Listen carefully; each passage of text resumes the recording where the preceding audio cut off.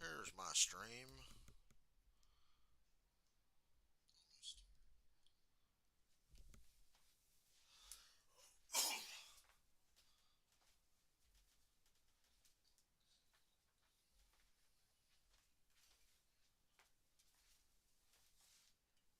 Fucking idiot.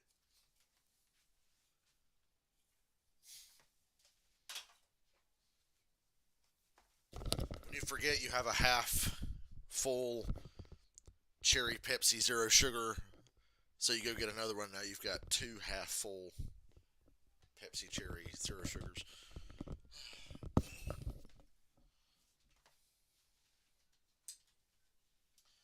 Assume race watching positions. Fuck.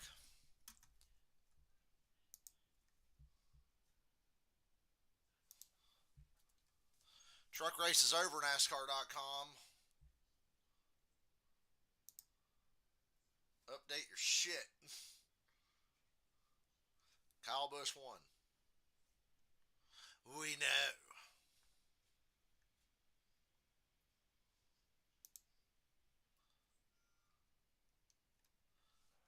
Well, fuck. I guess I'll just have to wait and hope they update. 50 miles from Atlanta Motor Speedway. All right, here we go in Atlanta. Awesome day for racing. You gotta have your shades.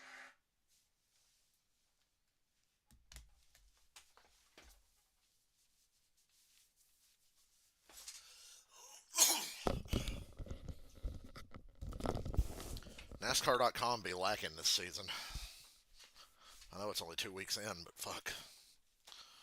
Boy, I can't believe I was more excited about a truck race than an Xfinity race today. But here we are. And the truck race proved me right. I hope the Xfinity race proves me wrong and overachieves.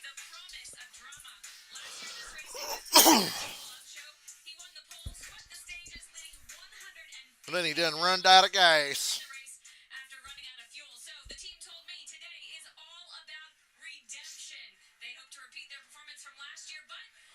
Jesse Amour.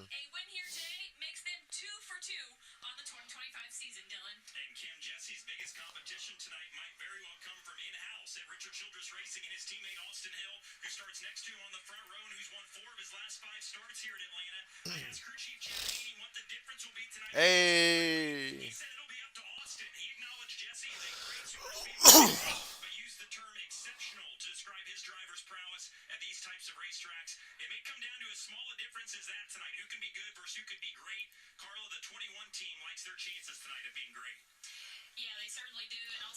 Usually I'm way more optimistic about Xfinity races, but I just don't like Xfinity cars at Atlanta.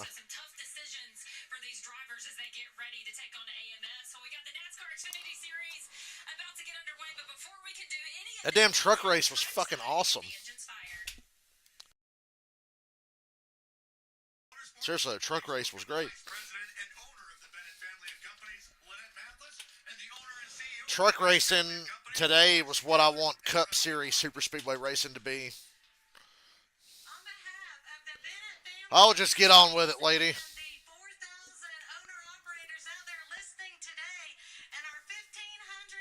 They ain't watching. They ain't watching, lady.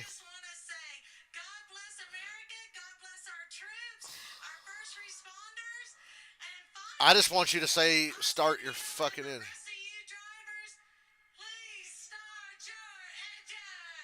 Get to the fucking point.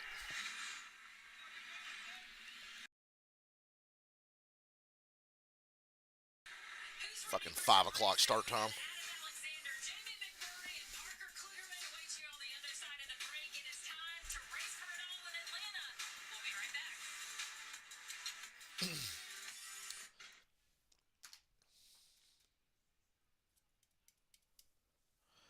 Whew, I just had dinner. I had some Papa John's pizza. I almost ate too much. I didn't eat the whole thing. But I was getting to the point where, like, if I eat any more, I'm going to hate my life here in a few minutes. So there's like 4 pieces left.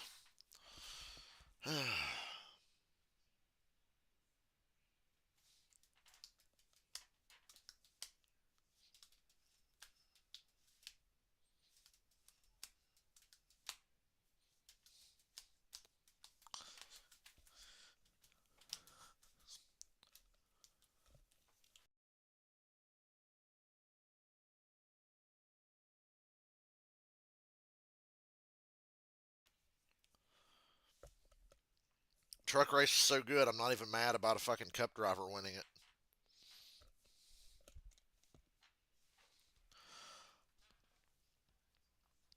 Although I know there are certain NASCAR YouTubers that claim that they don't watch NASCAR anymore and claim they don't watch it and they don't care, but they're going to post their fucking 20-minute rant this week.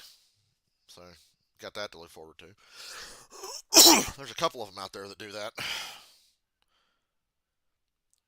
You know, it's like, if you really don't want to watch, don't watch. It's not hard. You just stop watching.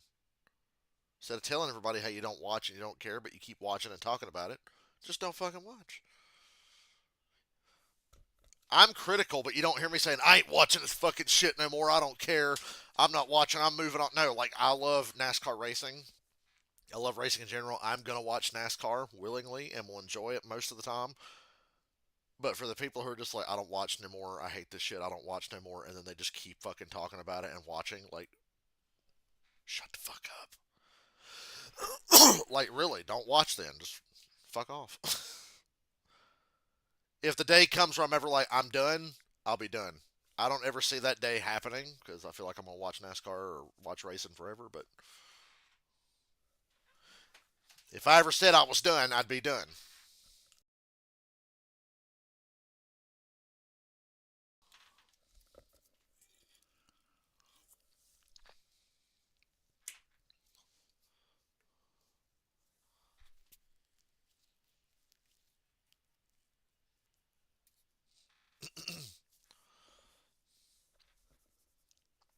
I saw a NASCAR on Twitter getting roasted, and rightfully so. I was going to type a comment, and then I saw a million people saying what I was going to say.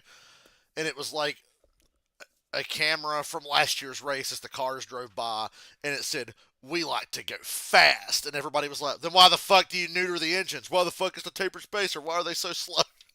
I'm like, damn it, you guys beat me to it.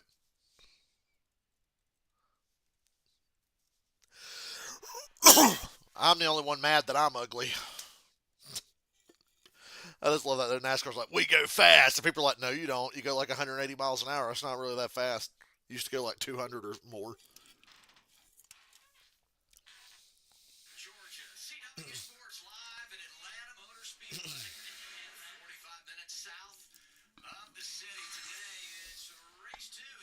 Atlanta Motor Speedway, 45 minutes south of the city. Well, then it's not in fucking Atlanta, is it?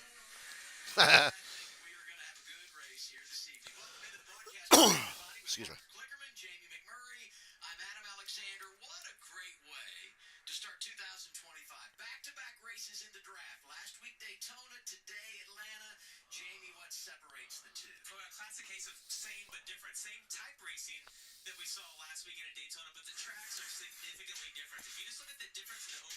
I really don't like Xfinity cars on this current Atlanta. It doesn't work for me.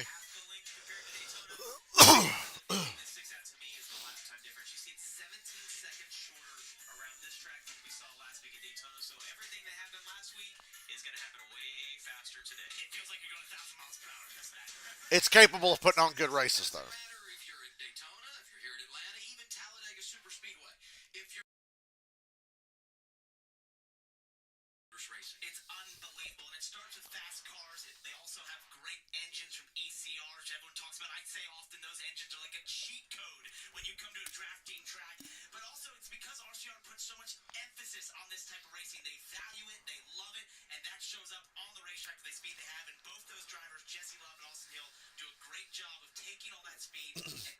I miss when Colleague used to dominate super speedways in Xfinity. At least they were fun because they had drivers that you actually like. I mean, I like Jesse Love. Don't get me wrong, but Colleague had like a whole stable of guys who were like, yeah, I like these dudes.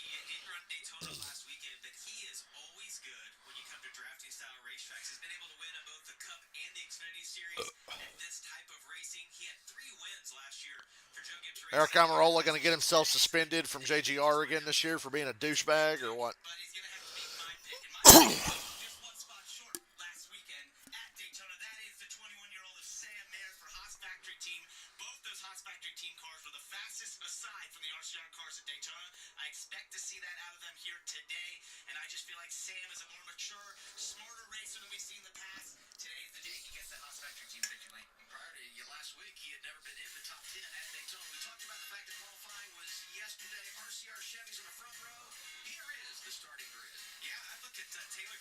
Go ahead and put the two best cars at the front.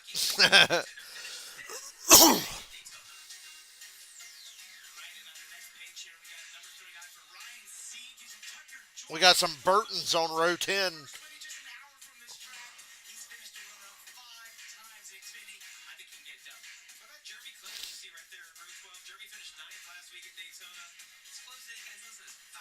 Starts in the NASCAR Xfinity Series. We got another Georgia boy, 45, Mason Massey from Douglasville, Georgia, just an hour away as well. Let's flash back to the front. Josh Williams starting third, his best ever qualifying effort. Let's hear from him, Parker. Yeah, let's check in with him. Hey, Josh, it's Parker Clearman up in the CW booth with the boys. Josh Williams, you waste of a ride. How are you? Right, man. So yesterday you told us this. They've been Amazing hair, though. Like, hell, I'd let him drive my race car with hair like that. What kind of show can they see today from you? Boy, I'll tell you what.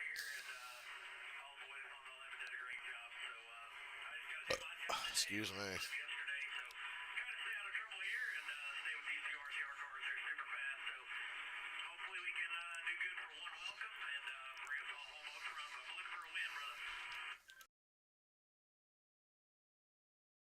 Oh, let me jinx him so he wins. Josh Williams ain't going to win shit.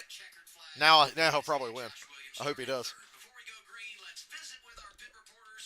How did Sheldon Creed lose this one? Well, he finishes third to Austin Hill and Jesse Love. That's probably how he loses it. His best career finish, an 8th last weekend at Daytona. He was one of only 2 rookies not involved in an accident last weekend, and he's hoping to continue that momentum here this afternoon. How will he do that? He said the word of the day is survival, and a place where Secret word. in someone else's mess. Crew chief Chris Bowen said, "I just want smart decisions and a clean car at the end of the day." Damn. Well, Kim, Jamie mentioned Eric Almirola making his first of 9 starts this year on the heels of a very successful season 1 year ago. There's a race car he's in the field. You can't overlook him. A year ago was 2 wins in Martinsville and 1 of a mile and a half of Kansas, where he was teamed up with his crew chief today, that's Seth Chopka. There's some work to do for the 19 car starting. Almirola got the Martinsville sweep last year. And he's good on super speedways. Almirola so good a season ago, and looking forward to what they bring today. As Dylan said, they're coming from outside the top 15. Today's aerial coverage brought to you by the Lucas Oil Helicopter. 7th time we've raced here in the draft. Richard Childress Racing, 4 of those, all courtesy of Austin Hill.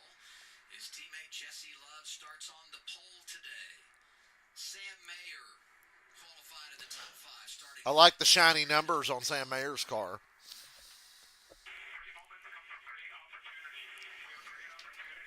Cringy fucking motivational speech. I want to see how the Haas factory team is going to run when we get to places like Las Vegas and Texas and Kansas and Charlotte. How are they going to be on the actual mile and a half?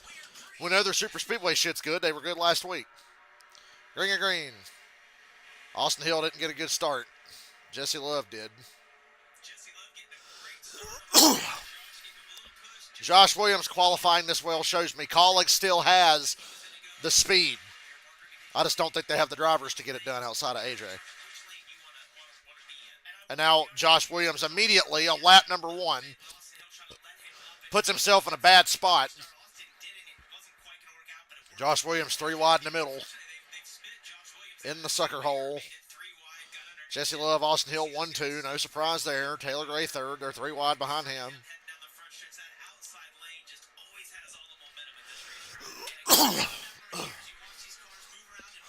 Carson Kvapil and Connor Zillich are 4th and 5th. Choo-choo train already forming up, baby. Here we go. Single file.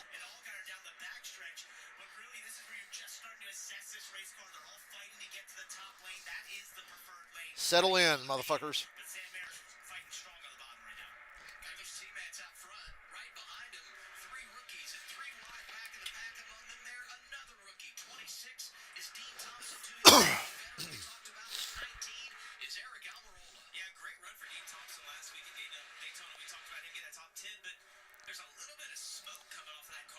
Yeah, somebody was smoking tire rub in the middle of the corner. I've seen the smoke every time, and they cut away from it. I'm like, what's going on back there? Yeah, there it is. I saw a couple of the calling cards used to do that a couple years ago, and it would go away. So just keep an eye on it for bright orange number 18, middle of the pack. The rookie William Sawanis, double duke, was in the truck race earlier this Burton in that black and gray number 25 for AM Racing, coming off a top 10 finish last week at Daytona. A wonderful start to the year for that team. Yeah, you see right there the 19 green 19 car. Ooh, look at the couple of Fords down here with push from AJ Allmendinger. It takes a few laps. It's not going to be enough to beat them RCR cars, but Mayer's going to lead that lap. Eric was not in that race. It's gonna take a few laps to get settled in. And in this place, it does take a few laps because your bearings are We're not quite choo-choo trained up yet. They're trying. stay flat out the whole time. Oh, whoa, whoa! Jeb Burton, what a save! Holy hell. Apron to avoid him. What a save. That was unbelievable. Cousins to Slow car into 3. love the spotter. We're fine. He's like 26, Dean Thompson. He's got a left rear tire down. so that tire run was too much. He's trying to let the field go by so he can cut to pit road. That will be a penalty if you pit from Or if they just have the exit of turn 4. Is he really just going to stop and bring out a caution? Oh, Sieg! Sieg! Sieg! Spinning down the back. Caution's out. Keep it out of the wall. There you go. Good save. And the 26 gets the caution he was so desperately trying to bring out. for Dean Thompson, who's on He did make it down to pit road, but situation. probably better to throw a caution there with what happened to the 26 and 39's got left front tire down. Sometimes they just go away. One thing about these Xfinity cars, I said I'm not a big fan of how they race at Atlanta, even though they're not horrible.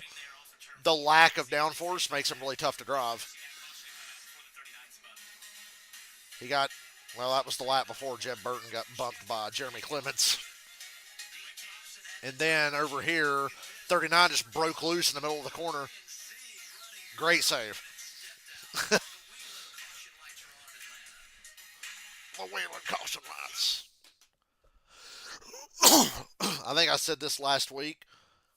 You want to talk about great saves. Not enough people are talking about the save that Riley Herbst had at the end of the Daytona 500. On the last lap of the Daytona 500, did y'all see Riley Herbst save that shit? That was unreal.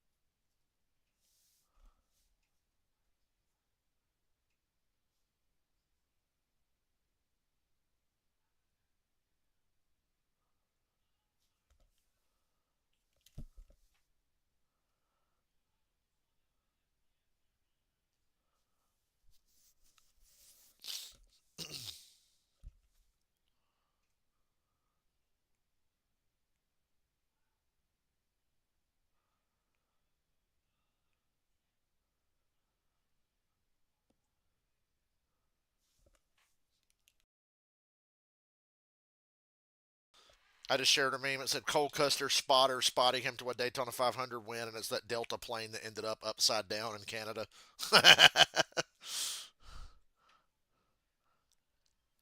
And the first comment is, "Oh, sorry, man, I was spotting the JetBlue airplane." Oh God, clear all around, clear all around. Fucking Delta plane. Oh, sorry, I was spotting for JetBlue. My bad.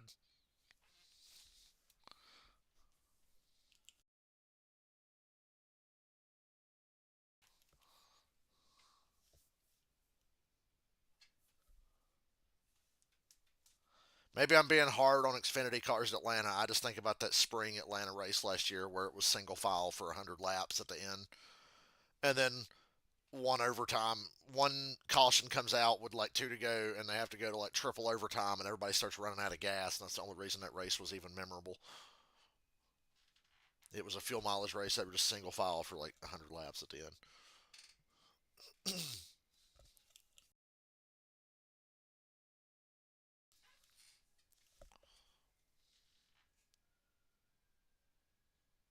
Yeah, Frankie Muniz, the spotter. So, well, dude, you just kept moving up.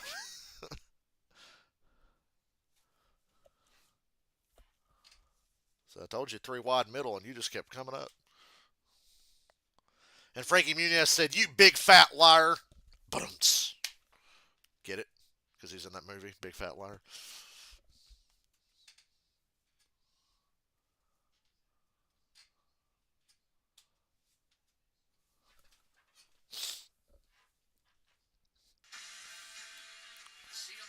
They got sea creatures in the infield. Look at them. Look at them seals. Look at them seals. They're so cute. That's new. I've never seen seals in the infield at a NASCAR race.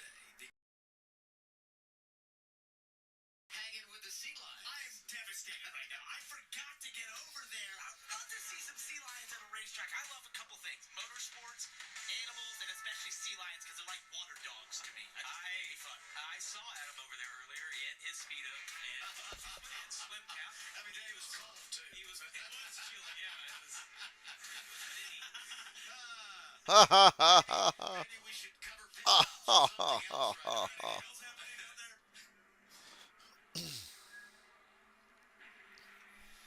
The Whelen caution lights are on. Whelen, the official warning lights of NASCAR and America's most trusted. Well, we know who to blame now if the caution lights malfunction. It's fucking Wheeling. While we were in break, we got word from NASCAR. They're going to hold the 26, Dean Thompson, for a lap for intentionally causing a collision. Yeah, that 26 was literally trying to stop on racetrack. He was off the exit of turn 4, leaders going full speed down the back into 3, and he got lucky that Sieg spun. And then NASCAR said, okay, caution, but we're still penalizing you a lap. It was such a great debut race in this his rookie campaign. But Adam, the penalties were this is That was a very warranted penalty. if he doesn't and has to drive all the way around, if he destroys his car, you could lose multiple laps. If see, we don't know Sieg's gonna spin. I mean, I think that's what you have to do in that situation. You take the penalty now. This is a track we know we're gonna have cautions at, and he's gonna be able to get back on the lead lap. Hopefully that car is not too torn up. And we even saw in the truck race, Daniel Hemrick had no left front fender, almost was in the lead with 2 to go, basically. So with that little bit of damage, they can definitely get back going here. Jeb Burton wearing the red gloves today.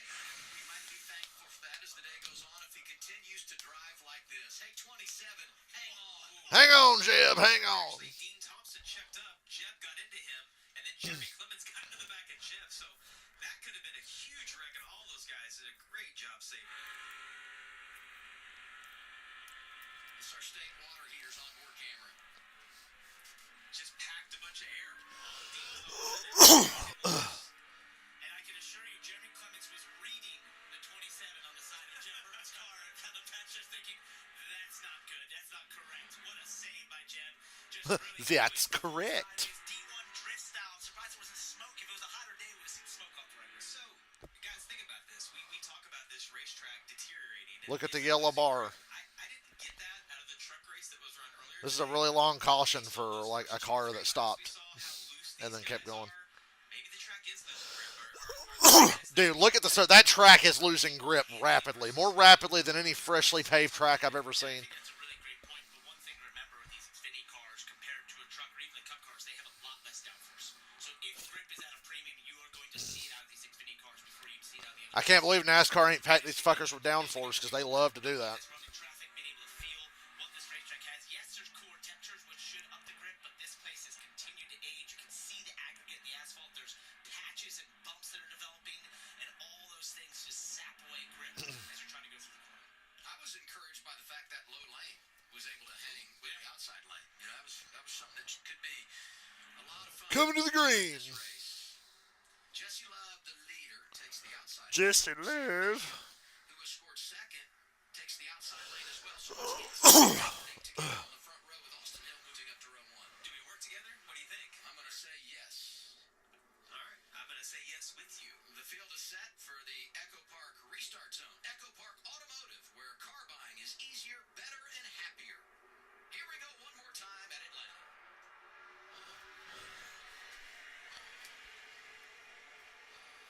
I'll tell you what, Sam Mayer is. Boy, I'll tell you what. I'm going to keep that in mind as the race goes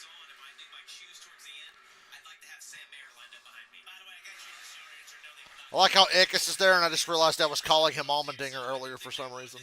Because I'm used to AJ being in the 60. Whoa! Sammy Smith almost wrecked Ickes. Jesus. Wow, Jesse Love tried to pass Hill, and Hill threw a block. I thought it was like they were both going to try to lead each line. I think they would probably do well to just stay in line together. RC car, R's cars.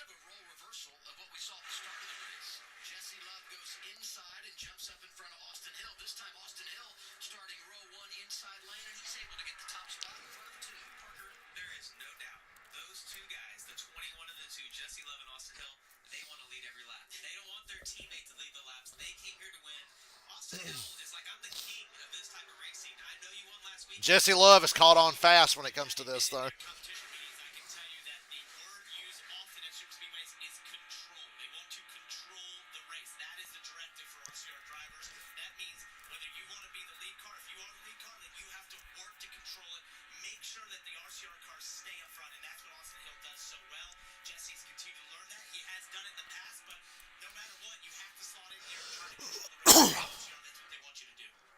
I just love seeing that Dale Jr. number 8. That makes me so happy. That number 8 makes me happy. I'm looking at Sammy Smith right now.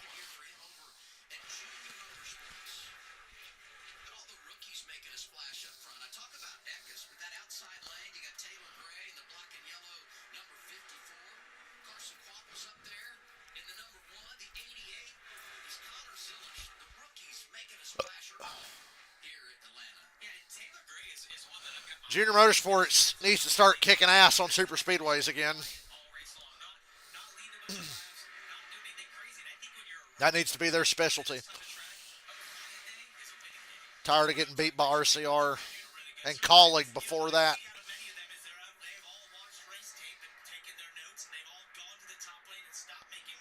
Top 6, single file, 2x2 behind them. Field getting pretty spread out past that.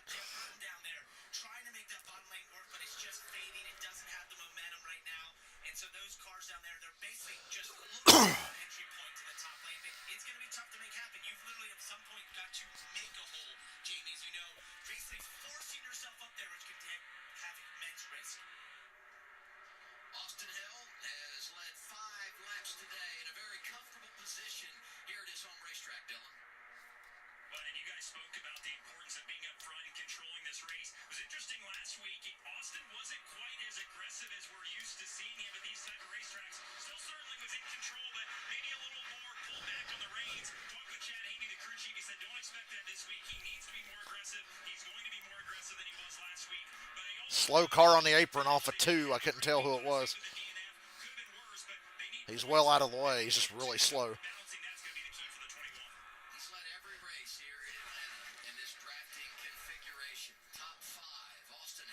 Choo-choo! Austin Hill just loves Sam Mayer, Taylor Gray, Carson Quapple. Boy, it is amazing how Carson Quapple is just 10 times better than his father ever was. You know, usually when they say the apple fell far from the tree, that's not a good thing. No, Carson Quapple, that apple fell way far from the fucking tree because he is so much better than his dad ever was at anything. Slow car still on the apron. He's made it over to turn 4 now. He's creeping to pit road.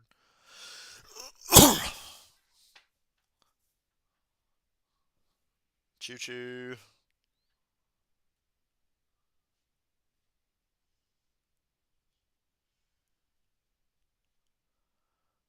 Slow car off the exit of 2 on the apron again. Different car this time.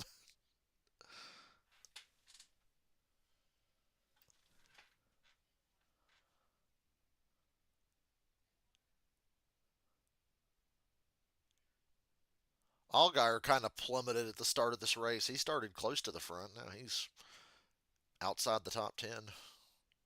Josh Williams didn't last long in the top 10 either. Harrison Burton made up a lot of ground early. Harrison Burton might be the biggest mover of the race, I think.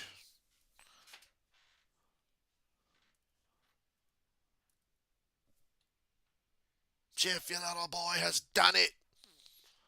Oh, bring back Lee Diffie. Can't wait till they get back on NBC later this year.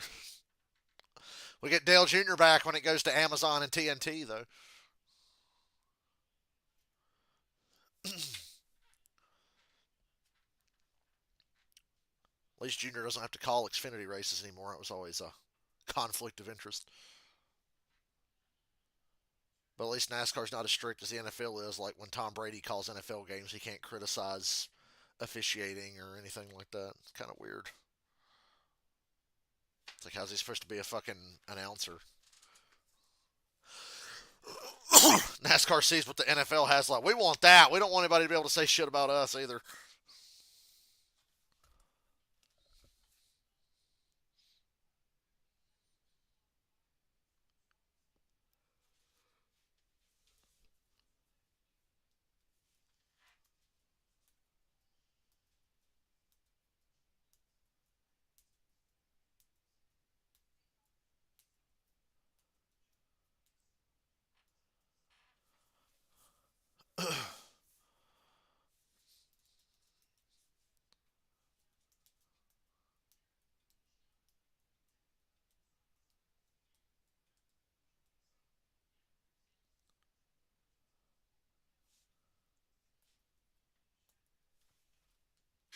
CW does side by side commercials for the entire race. Oh, credit. Let's give credit where credit's due. NASCAR on Fox is terrible and have been for a long time. I thought their Daytona 500 broadcast was better. And last year they had 46 minutes of full screen commercial time. This year they had like 18 minutes of full screen commercial time. You didn't miss a single green flag lap of the Daytona 500. And for that, Fox, I do salute you. And your Truck Series broadcast wasn't bad today either. It's gotten better with trucks since they took Michael Waltrip out of the booth for most of the races. So Fox has made improvements, but they're still not as good as NBC, and they're not as good as CW. We'll have to see how. I'm sure Amazon and TNT will blow them out of the water too, because Amazon and TNT sitting there listening to every criticism thrown at Fox, and will probably completely do the opposite.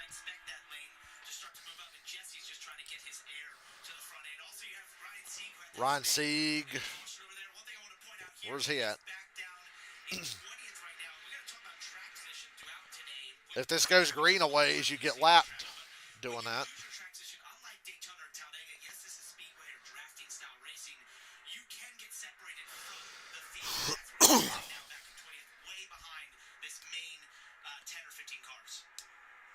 Do I think the rain delay? I think they made a conscious effort to try to show the race in a way where you don't miss green flag racing. So they saved all their full screen commercial breaks for the cautions and did side-by-side breaks every time it was green. And maybe the rain delay helped with that.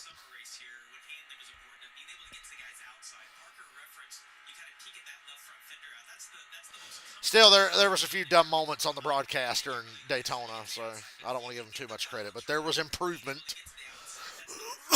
Get rid of the stupid cartoon pictures next, and then we'll fucking throw a goddamn parade for you.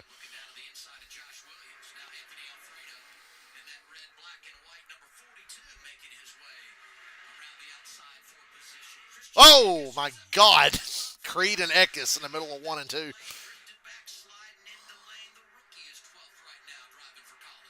Jesus.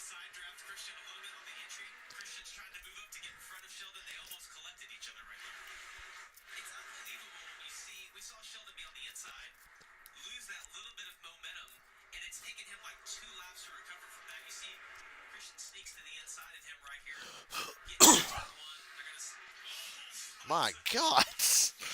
Looked even worse on the replay.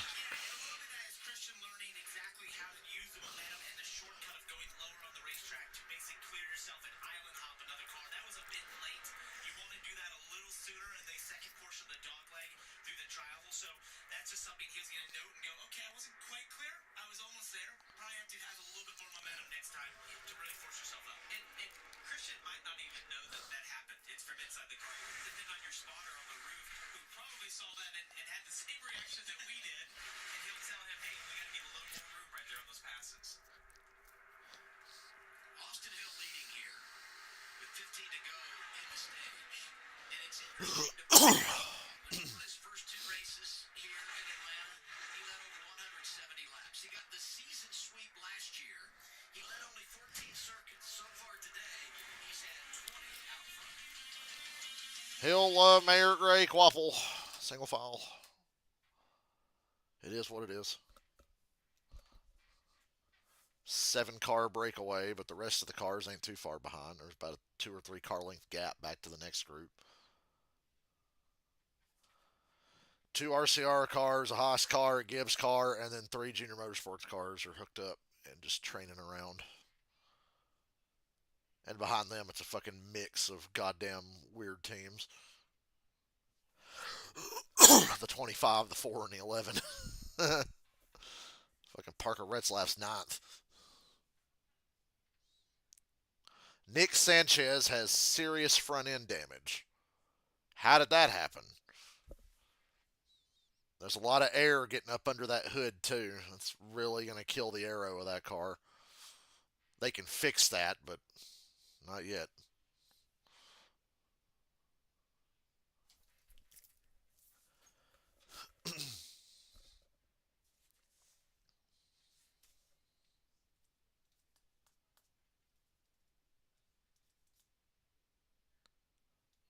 Hopefully the hood doesn't come up. I'd like to see the wind tunnel numbers on a car like that. With a pushed in fucking nose and a hood flap coming up.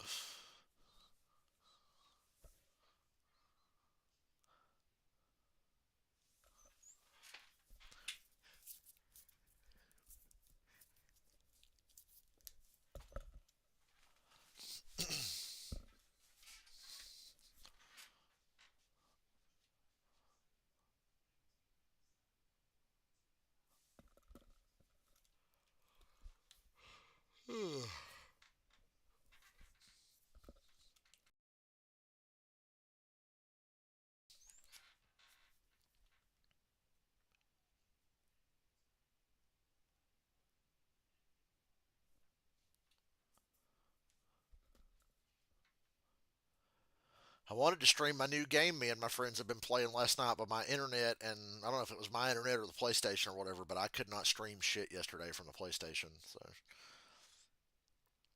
we were playing that First Class Trouble game. It's a lot like Among Us. It's like a murder mystery type thing.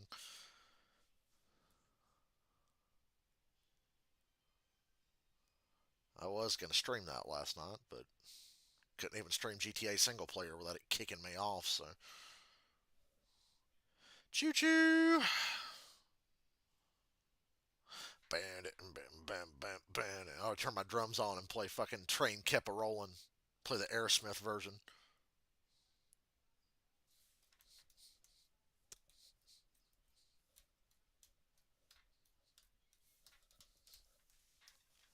Train kept a rolling. Oh no, I would die if they played that as they go to commercial. And how they like to play music going to commercials, they ought to play that. If I was in the fucking production truck, I'd be able to play Train Kept a Rolling when we go to commercial. This is literally, you know, that Atlanta Cup race we went to that I still bitch about to this day. That's literally what this race was for the entirety of the fucking race until about 99 to go. It was like 160 laps of just this. And it was fucking dog shit. So I feel sorry for everybody there right now. Don't worry, it'll probably get better later. Truck race had its moments of the same thing, but generally it was a really good race.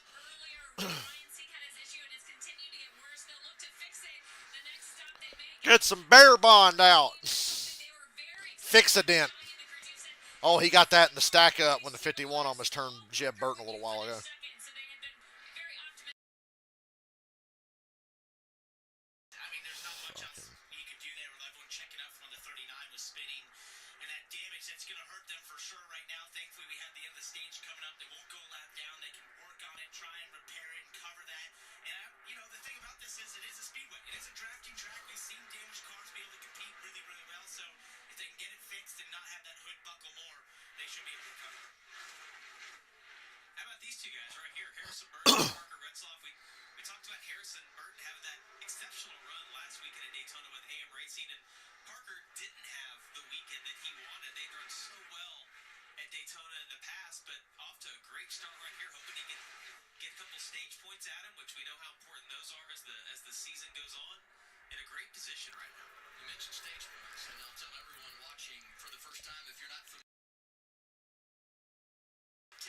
We know what date points are. Win the stage, you get 10-9 for second all the way back We to 10 to know. get 1 point. And if you win the stage, you not only get 10 stage points, you get a playoff point that carries all the way through the postseason. With 4 to go, I'm guessing the intensity level's going to change here on track. Oh, yeah, Adam, it definitely will. This is when it starts to pick up. You 4 to go.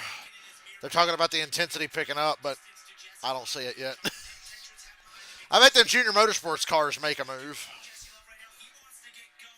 You got the Junior Motorsports trio of Quapple and Silich and Allgaier that want to start moving here. 3 to go. What you'll see is they will drop down, and you need at least 3 cars to make that bottom lane work. Yeah, and very similar to Daytona last weekend.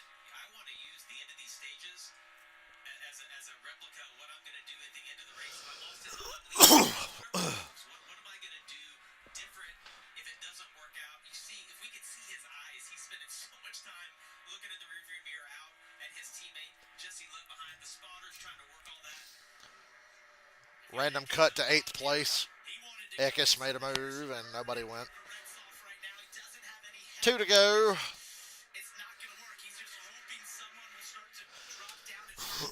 RCR cars kind of ran a little lower there, anticipating somebody might move down.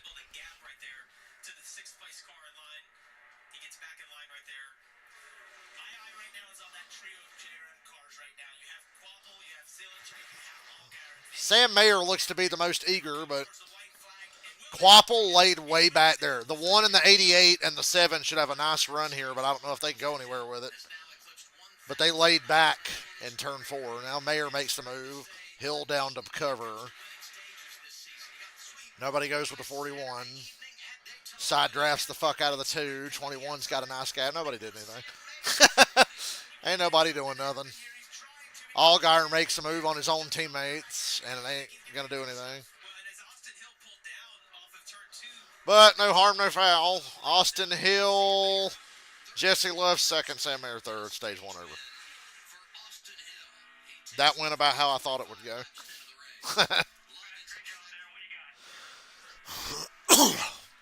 That was pretty much exactly how I thought it would be.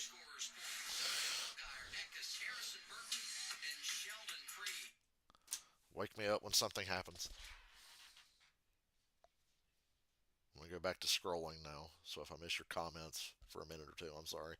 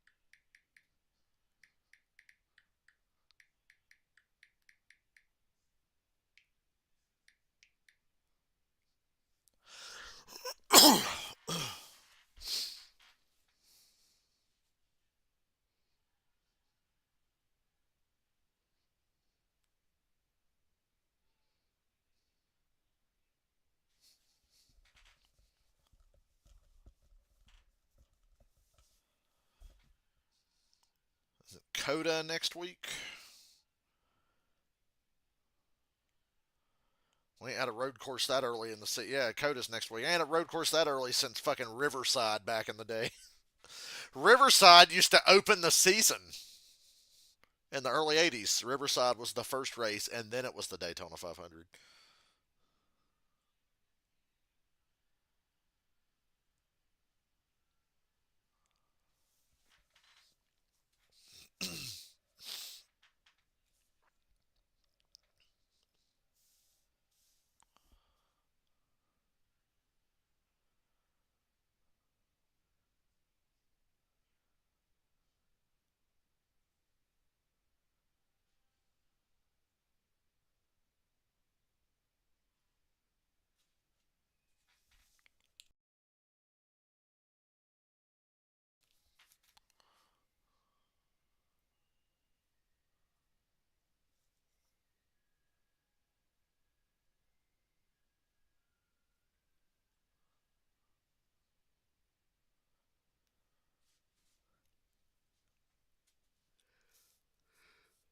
Is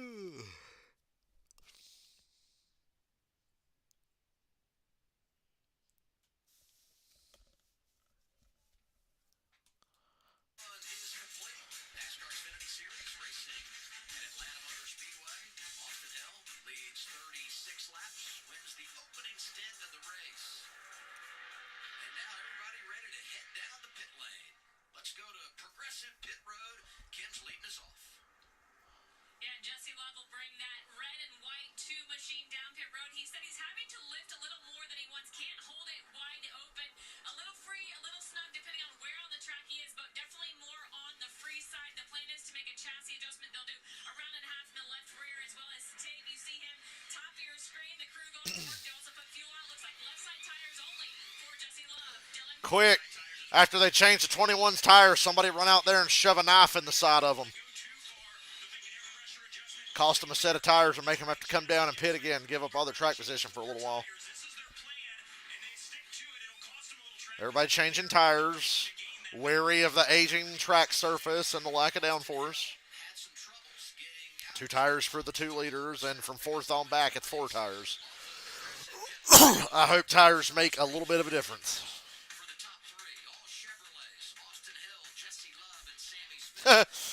Jeff Gluck said, what's it going to take to beat Austin Hill and Jesse Love? And this guy said, I don't know, maybe don't run just single file behind them. I don't know.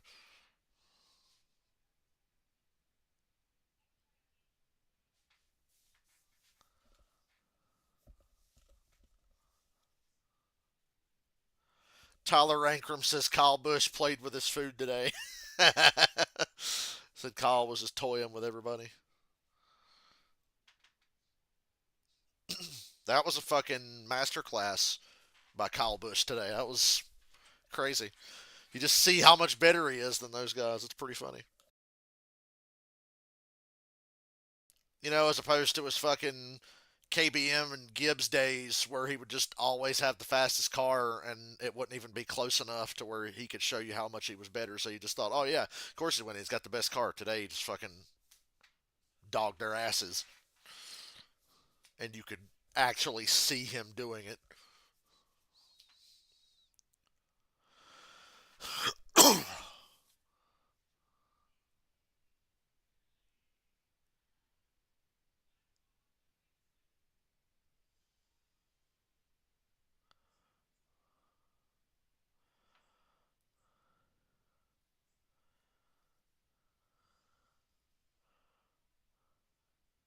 What the fuck?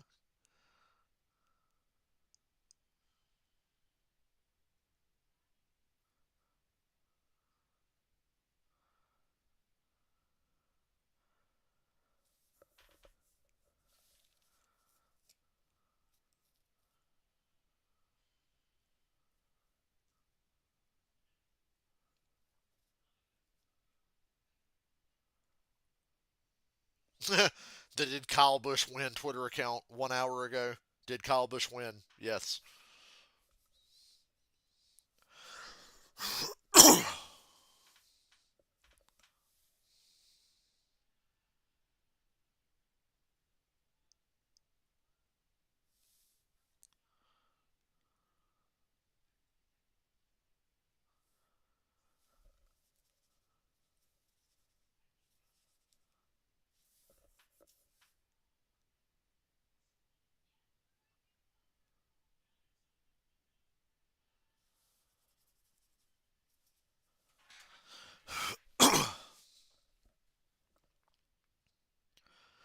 In 2004, Jamie McMurray won the Goodies Headache Powder 200 at Rockingham.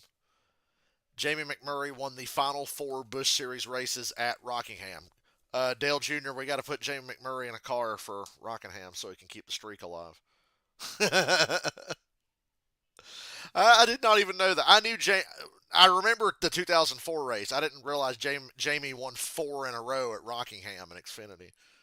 So somebody needs to get him in a car for April.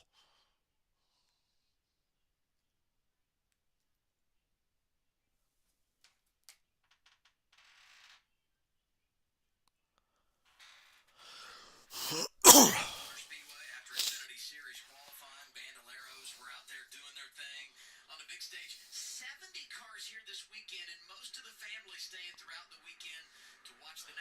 Yeah, if you pass Austin Hill, it'll just wreck everybody. over the last year or so with my son racing.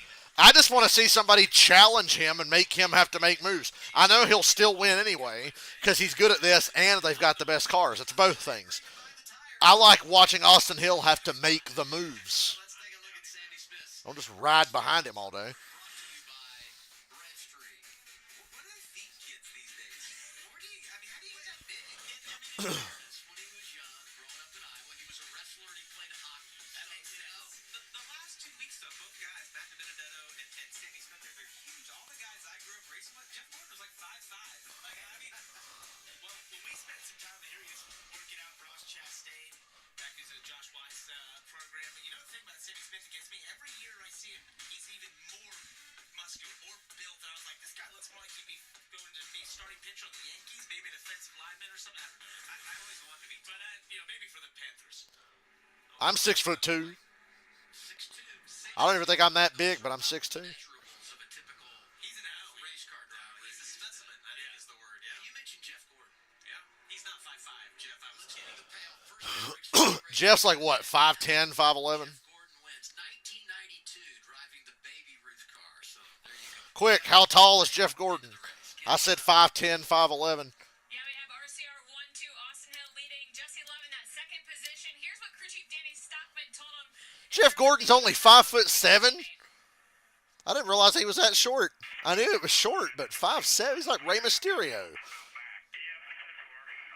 Jimmy Johnson's 5'11". Dale Jr. 6'1". Austin Cindric's like 6'3", 6'4", or something like that. This is what we're talking about because the race isn't very interesting. Remember they had that win last week? They told How him tall is Jeff Gordon? How tall is your favorite NASCAR driver? Post in the comments. on his racecraft and have a little freedom there to take some chances. Okay, if I'm being honest, I never really wanted driving advice from my crew chief, and I'm not putting anybody down, but I'm like I'm the driver. I want some help. Tell me when he's seeing, but I don't necessarily know that I want my crew chief giving my help. But as we talked about last week, Parker, you got to build a notebook at the end of these stages. I liked what Austin Hill did. He liked what he did. He got those guys side by side. If I'm Jesse Love, though, I want to get control of the races you mentioned earlier. I'm not going to wait till the last lap. Mark Martin is 5'6". Yeah, Mark Martin's a short king. I always knew he was short. Let's check in with Garrett Smithley and the Cal Fire Benevolent Foundation onboard camera. How benevolent. Second ago, did a lot of racing here as a youngster from Pennsylvania. Came down to Atlanta Motor Speedway to race in his younger days. As we do the choose, Austin Hill goes outside. Teammate goes with him. Sam Mayer said, "I'll take the front row." Haas Factory team saying, "You know what? We're just going to see if we can make something happen here with those two fast fours there at Daytona." And Christian Eckes, who has been trying to make the bottom work the entirety of the first stage, still unsuccessfully, and he's going to try again here as we start stage 2. I like his determination to go to the bottom and try to make it happen. I really wish we didn't stop races for 10 minutes for cautions that don't need to exist. By Austin Hill, Dylan. Banging that drum for the last 8 fucking years. A lot of talk about the weather and the temperatures this weekend. This was the 21 radio a moment ago.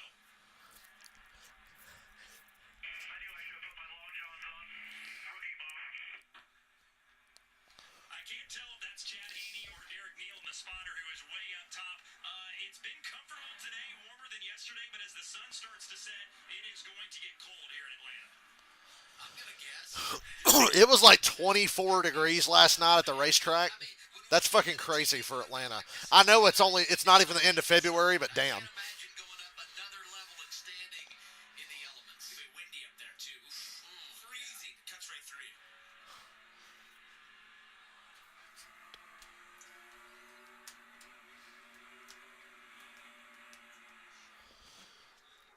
And I bet you stage 2 is exactly the same as stage 1. Green flag. I'm intrigued by the 2 Haas cars on the bottom, though. With Eckes, who's been aggressively trying to make the bottom line work.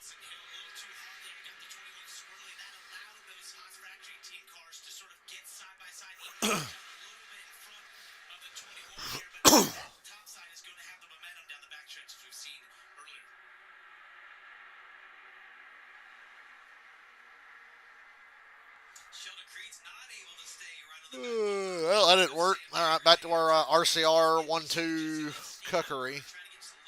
Choo-choo train forming up. 4 cars on the bottom with no momentum. And the top line is just formed up and ready to roll.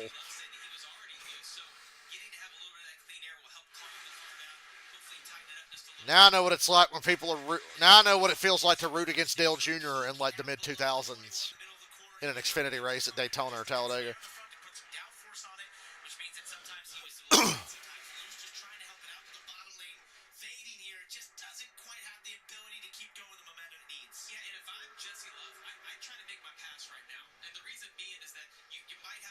Why make a pass? Austin Hill just pass you back. And then Richard Childress will go, "What are you doing?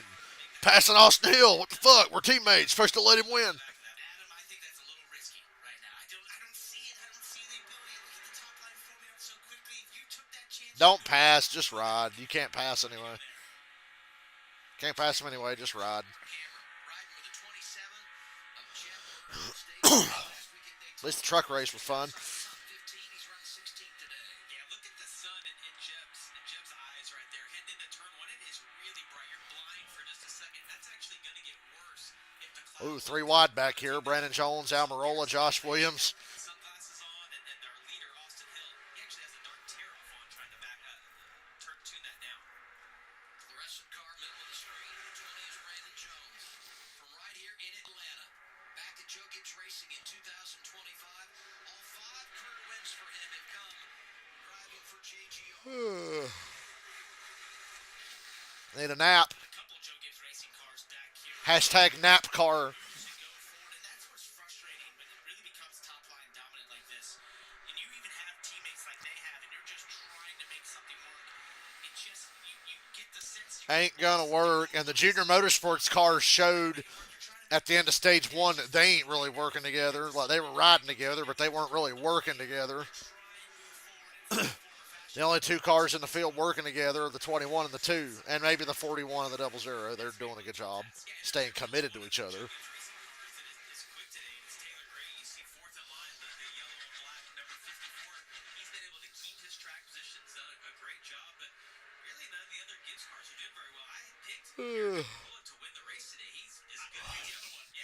If you didn't pick Hill or Love, you ain't winning.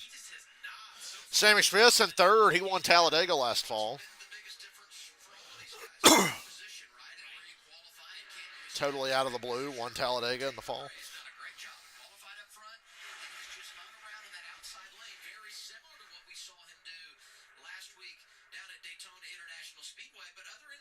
Dramatic camera cut made me think somebody was about to spin.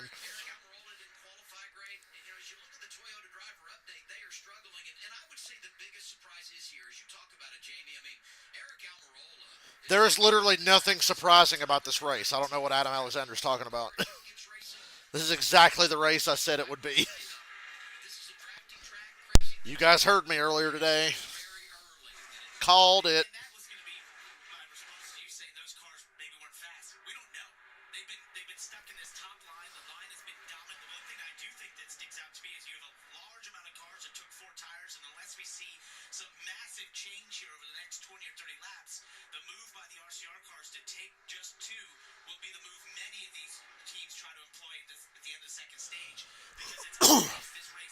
I'm looking on my phone under green during a super speedway race. Under green, closing on the midway point of stage 2. Austin Hill is out front. Here it is. Speedway, we're going side by side. Yeah, side by side. Honestly, if you want to show full screen commercials today, you can. Oh, dude, double commercials. You see what they're showing right now? They got the commercial in the little box and the commercial in the big one. Now they went to full screen commercial. So, yeah, I mean, it don't matter. You can go to full screen commercial. We ain't missing nothing. They're going to run single file until probably 2 or 3 to go in the stage, and somebody will try to make a move and it won't work. But until then, that's what they're doing.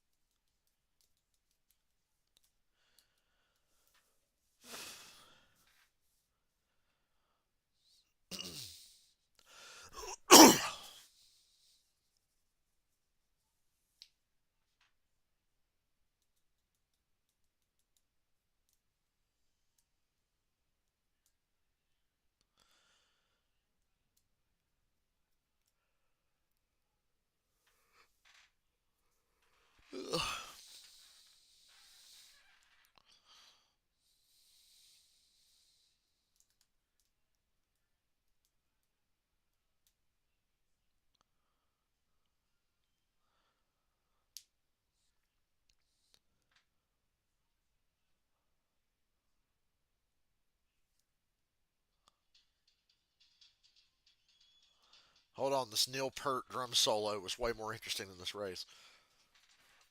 Listen to him go. Oh, god damn it. Turn it back on. I'm watching Neil Peart. You guys like Rush?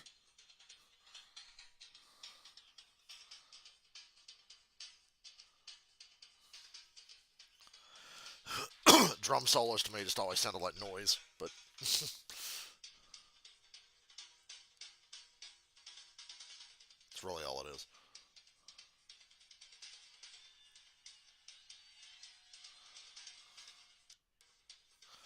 Wow, what? It's like 30 seconds of a Neil Peart drum solo? Lame.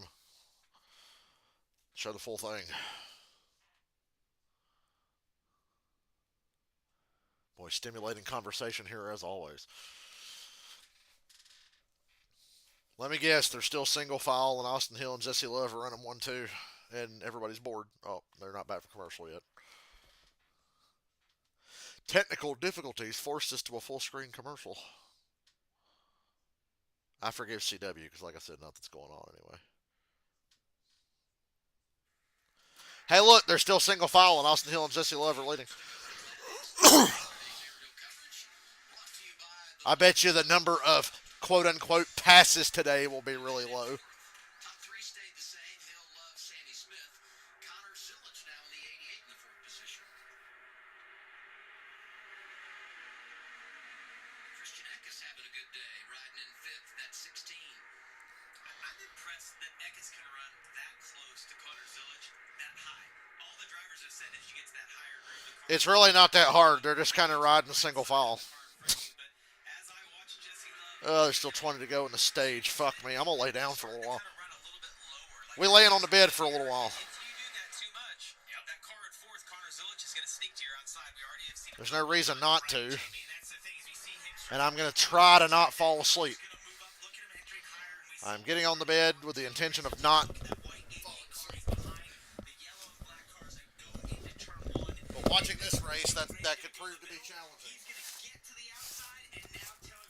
Oh, motherfucker. Okay.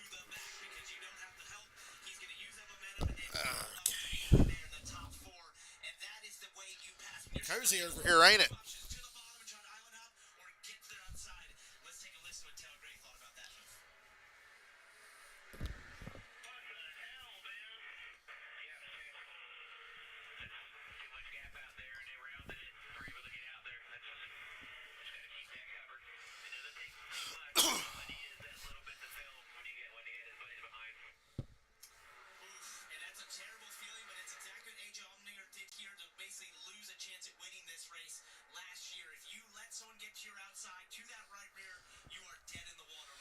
Well, nobody told Connor Mosack that in the truck race because he was letting everybody get to his outside on his right rear every time they needed to make a pass.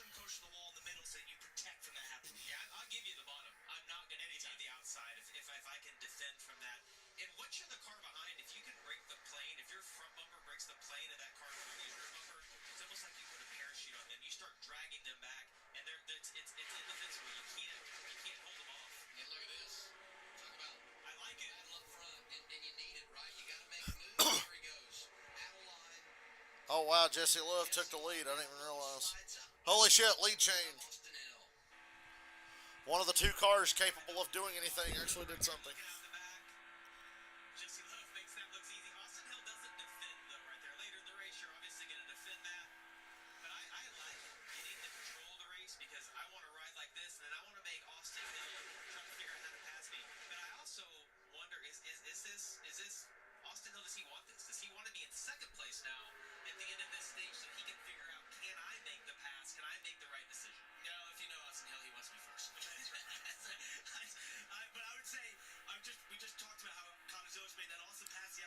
Very Fox of CW there to miss that lead change.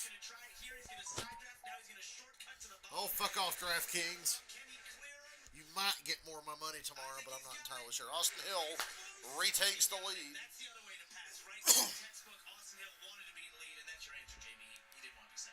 Teammates dancing together at the front. Austin Hill, Jesse Love.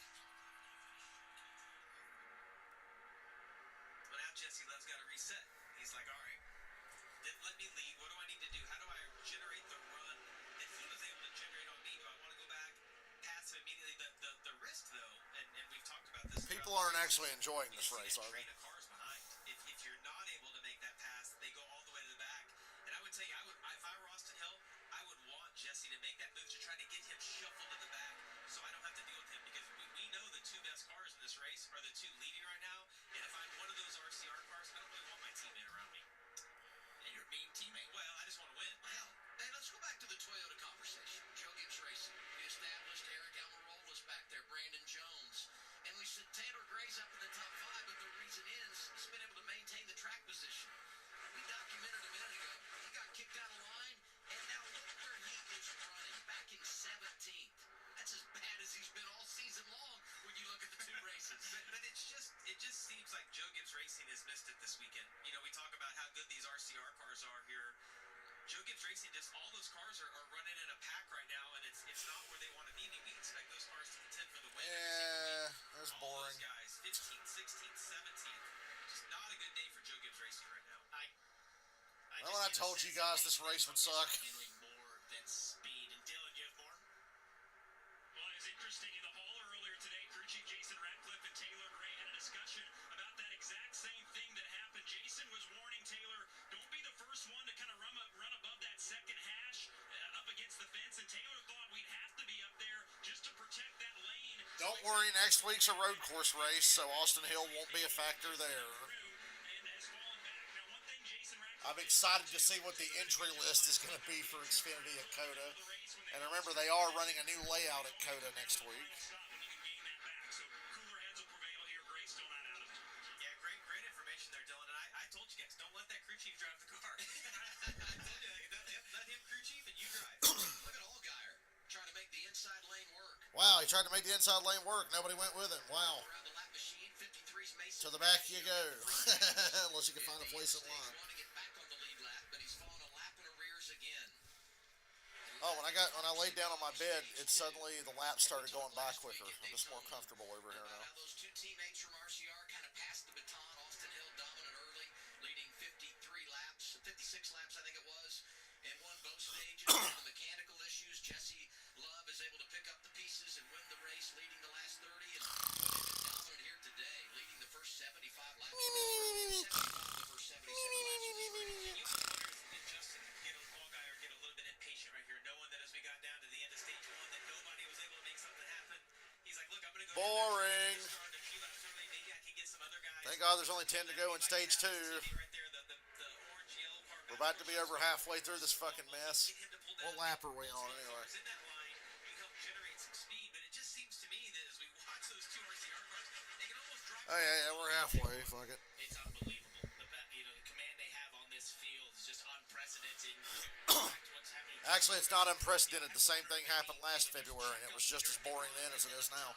It's not just ride around up there, by the way. For all of you watching home thinking this is maybe. No, it's absolutely just ride around. Nobody's doing anything. They're just riding around. There's nothing about it. There's constant variations in speed, checkups. You're trying Oh to yeah. I'm sure it's very difficult to sit here and ride in the line behind the two best cars. Ooh, Ooh, Allgaier and Almirola and Sanchez, but that ain't gonna work. That, they're like 10 cars behind the leader, so see you later. 6 cars down, if they start to see a little momentum, those guys in front will pull down as well and get that line going. You know, the Chevys from Junior Motorsports have been solid today. A lot of time in the top 10. Let's get an update on the one of Carson Quality. Well, the 41 and the Double Zero went down, and Allgaier and Almirola and Sanchez are there. Okay, this might be a little something here. They can at least challenge down here, I think. Oh, yeah. Austin Hill moved down to block the 41 immediately, and he's retaking the lead. Love had it down the back there when he was blocking the 41. Hey, they're actually driving, actually racing. Guys know that we need to get double file if we're going to beat these two RCR cars. The two teammates. Clear up in front of that, too. Somebody get up in front of the two. When you get clear to go to the top, go to the top. He won't go up because Creed's behind him. That's his teammate. If they could both get clear, that would be ideal. 6 to go in stage 2, and we're actually racing now. I feel weird laying on my bed during this. What happened other than just you had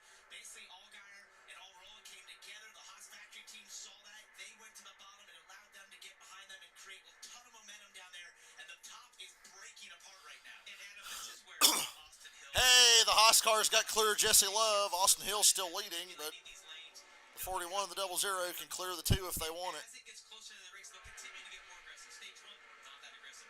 This will be a little bit more. But again, Allgaier's almost clear. what do I need to do? What position do I want to be in? They learned from the first stage. They're applying it now.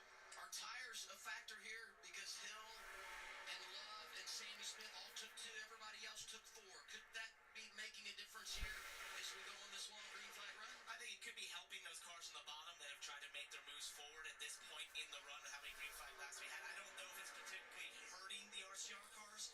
You know, the Austin Hill's obviously able to protect and keep the clean air. Now, Jesse will find out if he were to fall back further what dirty air is like, and that would be a huge indication if those tires really are struggling. That's exactly what I was thinking. Everybody has told me, look, you're the top 4. It's not that big a deal. When you get back to 4th, 6th, 8th, all of a sudden you get in that dirty air. You figure out what your balance is. Jesse Love is fading here. Sanchez there. Ooh, 88, 3 wide in the middle. Top 10, almost the top 5. He got stage point, stage 1 last week, and then crashed out right at the end of stage 2. Didn't get the payoff. But the rookie, after early problems here, is in position to get some points. The hell's Eckes doing? Laps to go in this second stage, and that 48 is all over the place. Holy shit. Block on Christian Eckes getting into turn 1. He saw him trying to get that run on the outside that we talked about. Sanchez almost wiped out blocking Eckes. Car is on the top side. Ooh, Creed! I thought Creed was going to run Jesse Love all the way to the wall in turn 4. They got no 2 to go, stage 2. stage 1, got some track position. My God, they actually can race. I mean, Austin Hill's still winning, but fuck. Getting a little bit impatient here. Don't And now Creed goes to the top and Mayer on the bottom. the end of this. We won last week. We have another shot to win this week. Just because you got shuffled back, don't get impatient. Oh, that gets Austin Hill's got it made now. There's no real run. Their bottom might have a little something here. Nah, it's all good. put on him off of turn 2 last before. He let him know the 48 was all over the place.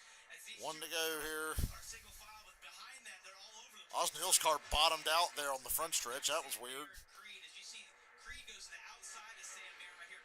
If they run These two Haas cars.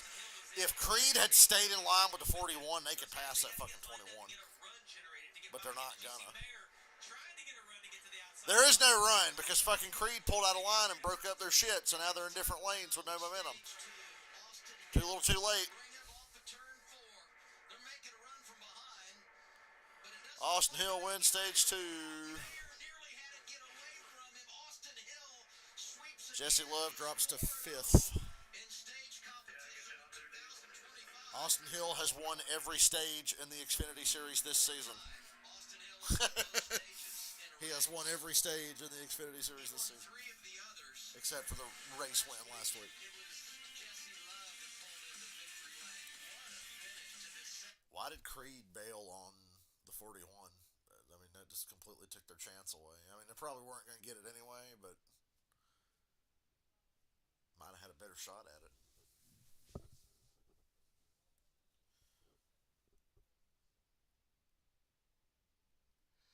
Well, they did it sooner than 3 to go that time.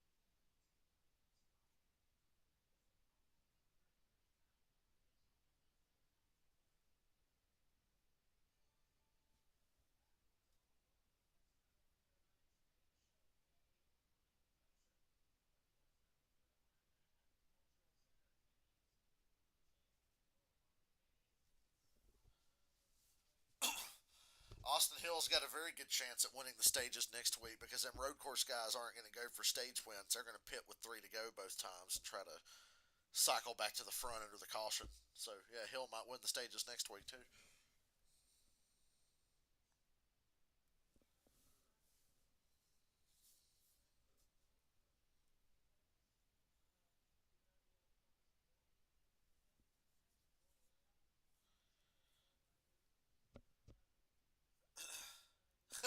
Somebody posted a screenshot of Austin Hill his wrecking at Nashville last year, and it said, "Here's how you beat him."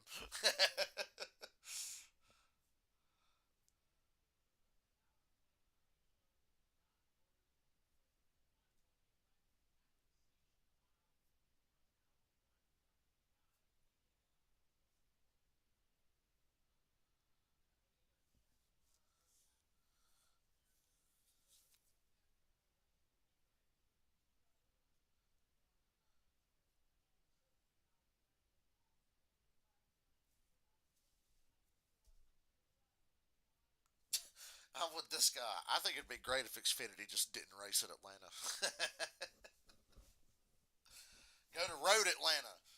Fuck Atlanta Motor Speedway. Xfinity should be banned from there. They should race at Road Atlanta.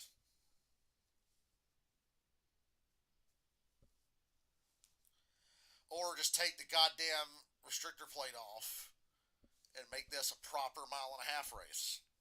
Just a fucking thought. Bet you Austin Hill wouldn't win then if they weren't winning. If they weren't running the super speedway package, his ass wouldn't win then.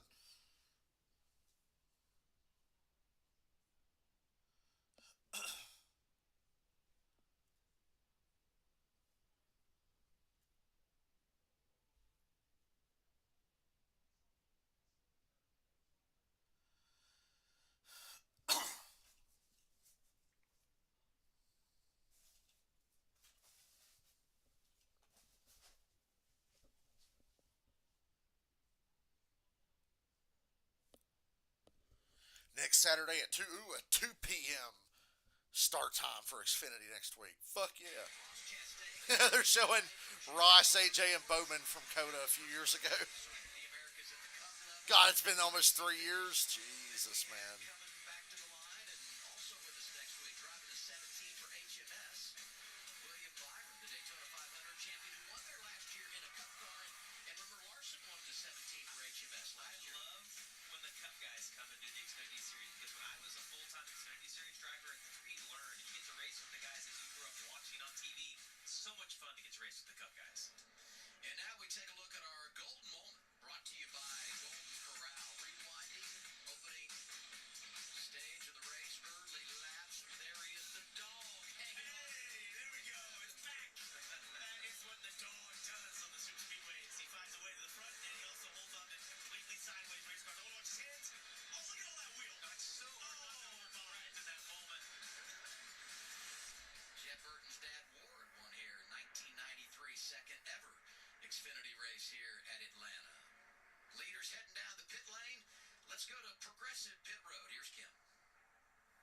Yeah, and for Sammy Smith, a solid stage for him. Had worked his way up as high as the third position. Ultimately finished that stage in the seventh position. I'm still in bed. At the start of stage 3, I'll try to get myself out of bed. I As you see promise. the cars entering pit road, Sammy will have that first available box, but if we're reporting too tight, slow, but better. He felt that the first stage, you see the crew going to work. It's going to be less. I don't blame anybody for not being in this stream. And a slight adjustment just to free him up a little bit for this final stage. As we look at the rest of the field, Sheldon Creed, you see him at the top there, putting tires on that machine. Sheldon said he's pretty free. You see the adjustment to tighten him up. Crew chief Jonathan Tony trying to learn what is too free for his driver. 2 tires for the 21. Ooh, he stalled it. The 21 stalled it coming out of his box.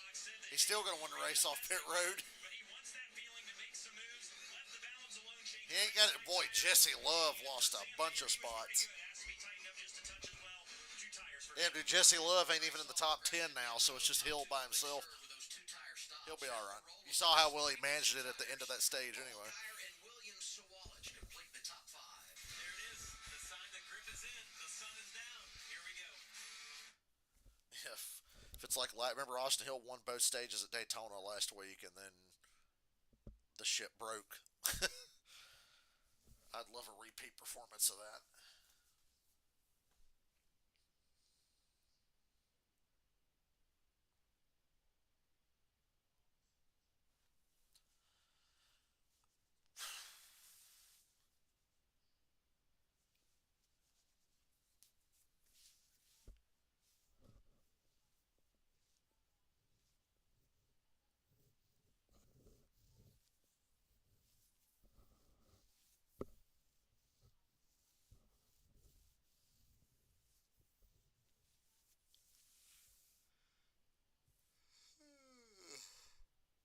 Son of a bitch.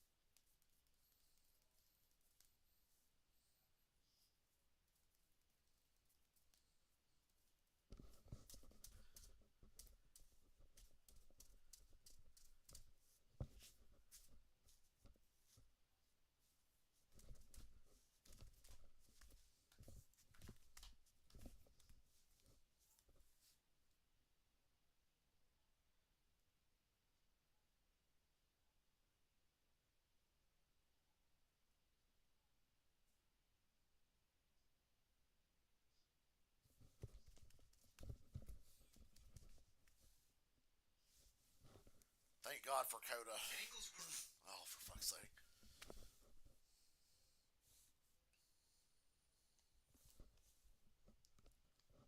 Hope you're all more wide awake than I am. Oh, well, at least Austin Hill didn't win last week.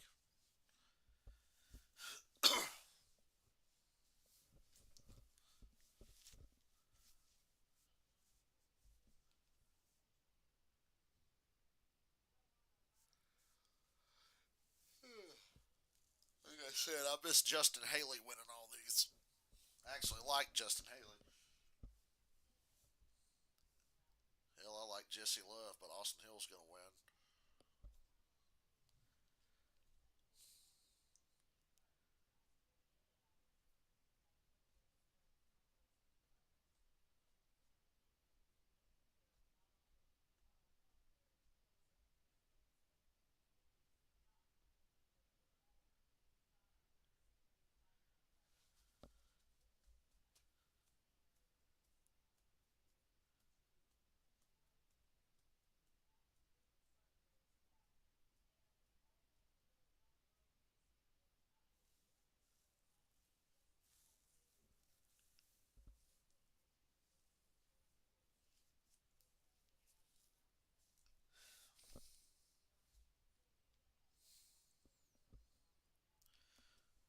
CW Sports coverage of the NASCAR Xfinity The Series is CW. brought to you by Progressive.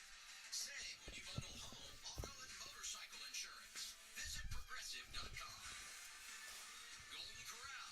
Golden Corral honors our nation's heroes. And by True I wish a Golden Corral would have moved in here where our Ryan's buffet was instead of that god-awful Dragon Palace Chinese buffet. Every now and then when I'm at work, I get dragged to go eat at that fucking shitty place, and I'm like, damn, I wish this was a Golden Corral. with Parker Kligerman, Jamie McMurray, I'm Adam Alexander, Carla Metz, Kim Kuhn, Dylan Welch hanging out downstairs for our coverage here on CW. Austin Hill sweeps the stages, and now Only 65 to go when they take the green, gang. See those first three all take the top, knowing that that outside lane is going to be the preferred spot on this restarts. And Parker, I just can't help but think as we enter into Damn, this we're 2 final weeks stage, in and I haven't enjoyed an Xfinity race yet. I hate that. It absolutely is, because you just got to get more aggressive. You can't let that top lane be controlled by the best cars like we saw in the first two stages. Now it is time to assert yourself. Ooh, at the Jesse front, Love's on the fight bottom for that line, track like position, 4 cars and back. make it happen. And if you need to go to the bottom and pushing the issue, you're going to do that now. And we have a couple of new players up in the front. You look at, we talked about Joe Gibbs having a tough day. You see both Eric Almirola and Williams. They're not having a tough day. They were literally just riding because you can't pass. Like, they're fine. Almirola's fine. Let's take a look at Sammy Smith's racing. Fucking Taylor Gray's good. Like, they're going to be all right. Bread Street. Frozen grape uncrustable. That's the first thing I know how to do. Yes. He can keep the turkey sandwich. It's whatever makes you feel good, right? I always like a little rice and chicken. Yeah. Obviously, he's got the turkey sandwich. I always say just go with what's safe. I'd fuck up and eat one of them Bojangles bowls before a race and be wanting to shit my pants through the entire 3.5 hours. In fluid and ounces before. That's a heck When of a- Parker said he likes rice and chicken, that was the first thing I thought of. I've never done the math. Because that shit's rice, chicken, cheese, and Pintos Do you know how I know? Yes. Yep. Thank you. through the whole race. Players at the front. Jesse Love, whose average running position today is like 0.2. He took 4 tires. On the choose, they take the inside of row 5. He's got some ground to make up. It's gonna be fun to watch Jesse Love. Big time. 65 to go. Let's see if Jesse Love can charge back up here and get to his soulmate, Austin Hill. Justin Allgaier. Allgaier on the front row. That's new. Great pusher on these restarts, Parker. He's on. He's got the experience with it. He just knows how to time that perfectly. Nick Sanchez knew these cars just didn't For what, the Haas cars just ain't going to work together now? They didn't quite get the run through 1 and 2 they were hoping for. We'll see how it goes down the backstretch. Yeah, Justin Allgaier, one of the best cars here last summer when we were racing, when the track was hot and slick. We see he's put himself in a great position again as Sanchez gets him a push off into the corner, lets him go. Bottom line's got a little more to it right now. Well, never mind. Creed and a couple other cars shot up to the top, so bottom line's dead. Well, I don't know. Jesse Love's back down on the bottom, so it's not dead. We can't really say it's not dead if an RCR car is running it. Using that side drift to the best of his ability. He's the most aggressive at doing it. We'll see if it can make it work down to 3. Without a doubt, the most aggressive side drafters. You see Sam Mayer in that second car back, the green car, number 41, give a little shot to Austin Hill, getting into the corner. That's a pretty pretty dangerous place to give somebody a push. You see Austin Hill was able to hang on to it right there. 84 laps out front for Austin Hill. He's been dominant, but when you're in the draft, that dominance can disappear so quickly. Yeah, and we referenced Jesse Love started to, towards the back. You see, he's the fourth car in line, the red number 2 car. I think he's in a really good position right there, being in that outside group, has 4 really good cars right in front of him. And you heard about Sheldon Creed being loose in his pit stops from Dylan and Kim. Jesse Love was just reading his door numbers there for a second off of turn 2. He was all next to the wall sideways. Jesse Love, if you're going to wreck, do it while you're running side by side with Austin Hill. I like the call for Danny Stockman, though, putting 4 tires on Jesse Love. He had lost that little bit of track position. Most likely that balance shifted really loose. We're only doing 2 tires in that first stop. I can't believe they've been side by side for this many laps. The bottom line, hell, it has the advantage. On the choose, he picked up a couple of positions by giving up the outside to go to the inside, but very quickly after the restart, he gets to that outside lane trying to make it work here. And there was 2 thought processes at RCR with those 2 race cars. Processes.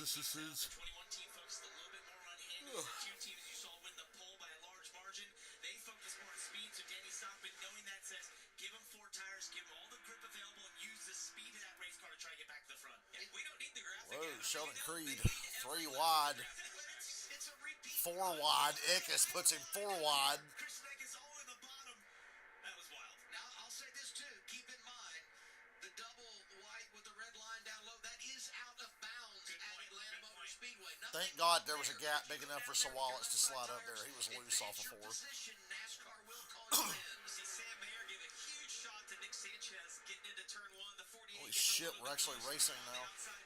Parker, the thing that's sticking out to me right here, though, whatever lane Austin Hill's in, that's the lane that's going forward. If he wants to run the top, that's the best lane. He goes to the bottom, that's the best lane. You see Jeb Burton 3 wide up the middle.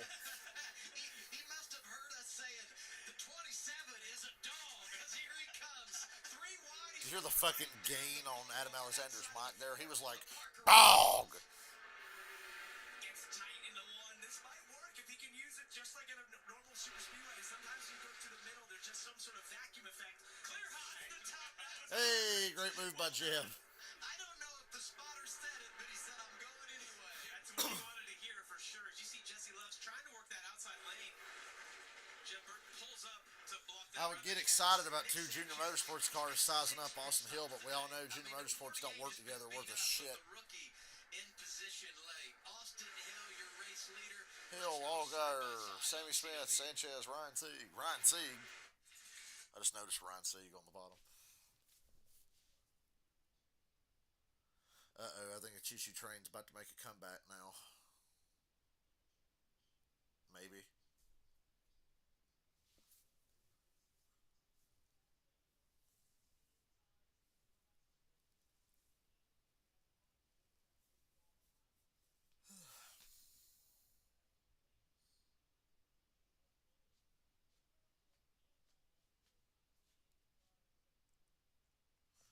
Holy shit, Jeb.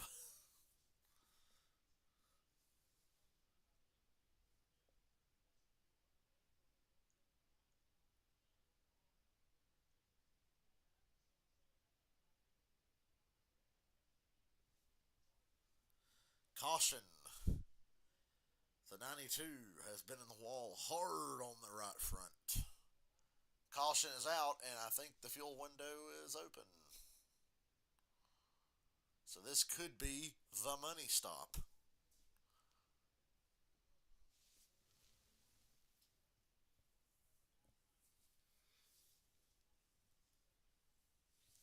Yeah, NASCAR's happy. They don't like green flag pit stops on super speedways, hence why they threw back-to-back debris cautions in the 500 last week.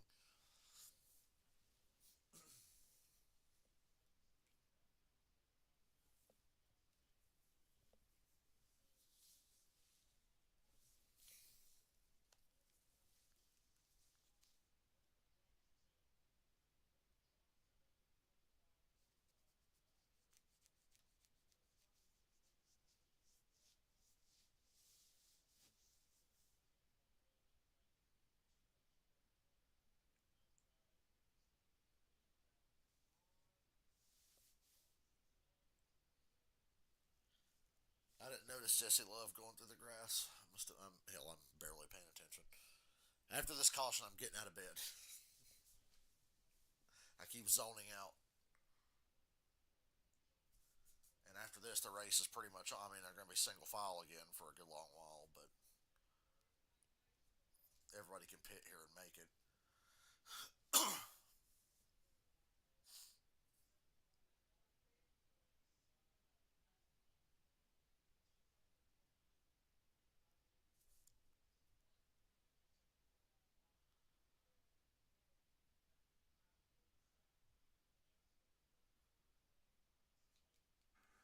Looking for a cable news network which respects all Americans? Then you have a new home. There's no such thing, Adam. See why News He Nation said, is looking for a America's cable news network that respects all Americans. It's like, no, that doesn't exist. Go to newsnationnow.com. The Wheeling caution lights are flashing once again here at Atlanta Motor Speedway. Fourth yellow of the afternoon. It's for the 92 of CJ McLaughlin. Had a tar go down. And he hit the wall hard. And NASCAR's like, please throw a caution.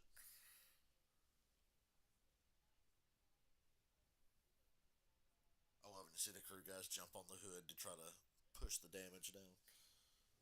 Shit's always funny. Gas only here. Try to get in front of that 21. Just get in front of him just enough. Nah, that ain't gonna make a difference. Damn it.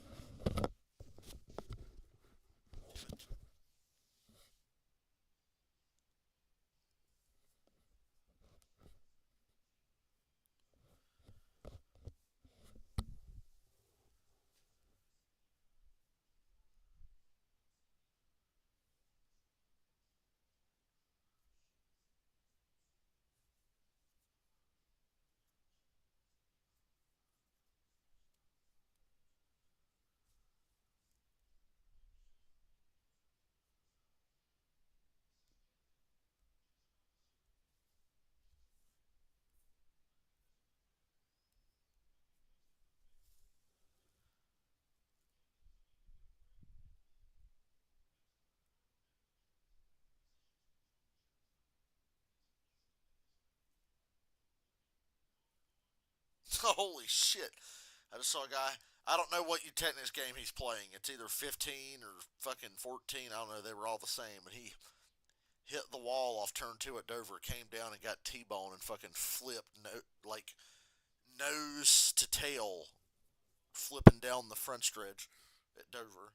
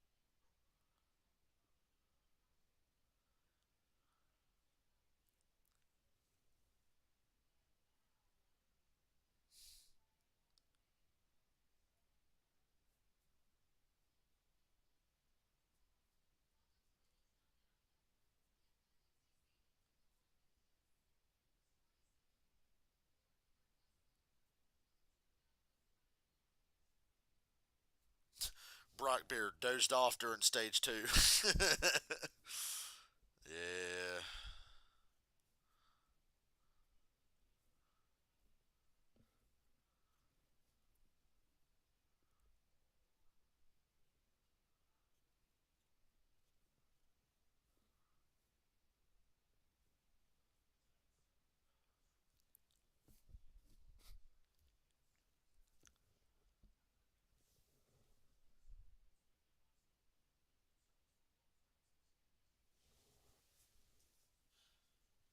Hey guys, the Pope is dying for anyone who gives a shit. I sure don't, but I heard it on the news. NASCAR fans the opportunity to win an unforgettable trip to Universal Orlando Resort and its new theme park, Universal Epic Universe, opening May 22nd. Epic Universe will invite guests to explore 5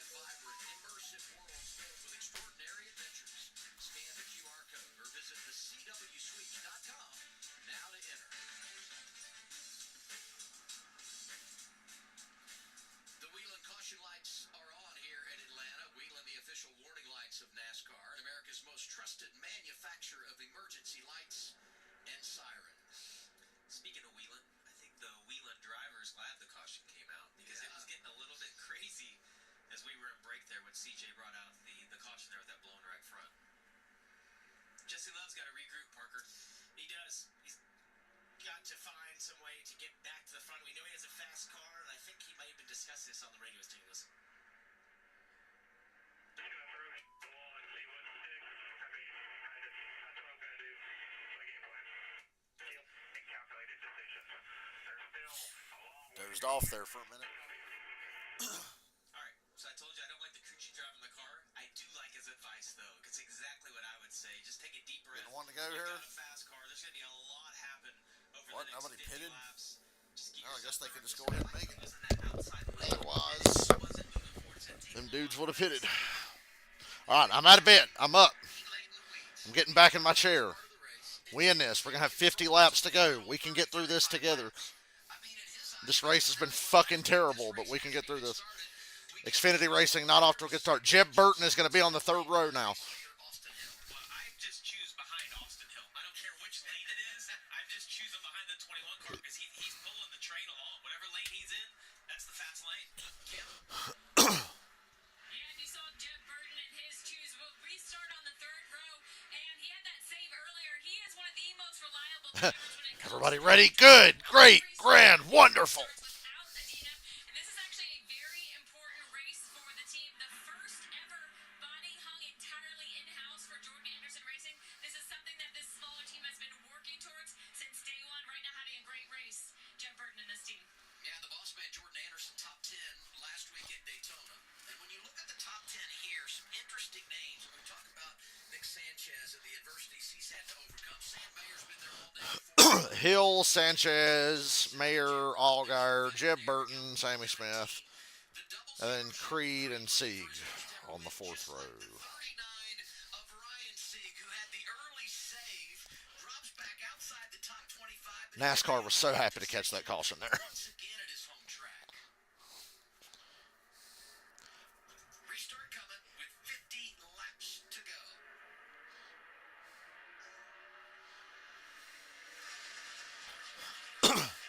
Sam Mayer being the pusher once again. And you accept Sam Mayer's a really good pusher. behind you on the restart. Level with the 21 car to 1 and 2. It's going to be interesting to see the damage on the front of Nick Sanchez's car. Oh my God, Sanchez. I don't know if Mayer made the move or Sanchez just slipped up, but that hurt Sanchez's chances here, obviously. Being a veteran, 2 wins on this type See you later, Nick Sanchez. Shocker, Junior Motorsports working against each other as opposed to with each other because Sammy Smith's up high, Allgaier's on the bottom, and now the bottom line's dead. all that track position. It's just The bottom line is just Allgaier, Mayer, to go. He can make his way back. and Jeb Burton. He's on the inside of Nick Sanchez right there. Off of turn 2. Christian Eckes is going to stick with him as they try to roll up to the inside lane. Ooh, is Sanchez car thing was out of control. He almost ran away. 4 cars, Parker Retzlaff, youngster from Wisconsin. Austin Hill's favorite Korn album must be Follow the Leader. Last week at Daytona, getting close to the top 10 today. Got some stage points earlier. Something takes a part of me. Unironically, I want to listen to Korn all of a sudden. Here, trying to reclaim some positions. Oh, you see Jeb Burton's car moving around. When they get 3 wide, the air gets so dirty that in that middle lane is, if you can hang on, it pulls you up through it, but it's so hard to hang onto your car with the car on both sides of you. And Jeb's need a little help here, and I think he's about to get him. Taylor Gray through the middle right there. Nick Sanchez and Williams. Might as well show this. Ain't nothing happening at the front. Deep breath. Yeah, deep breath. Back in line. Hey, you know, Taylor Gray, right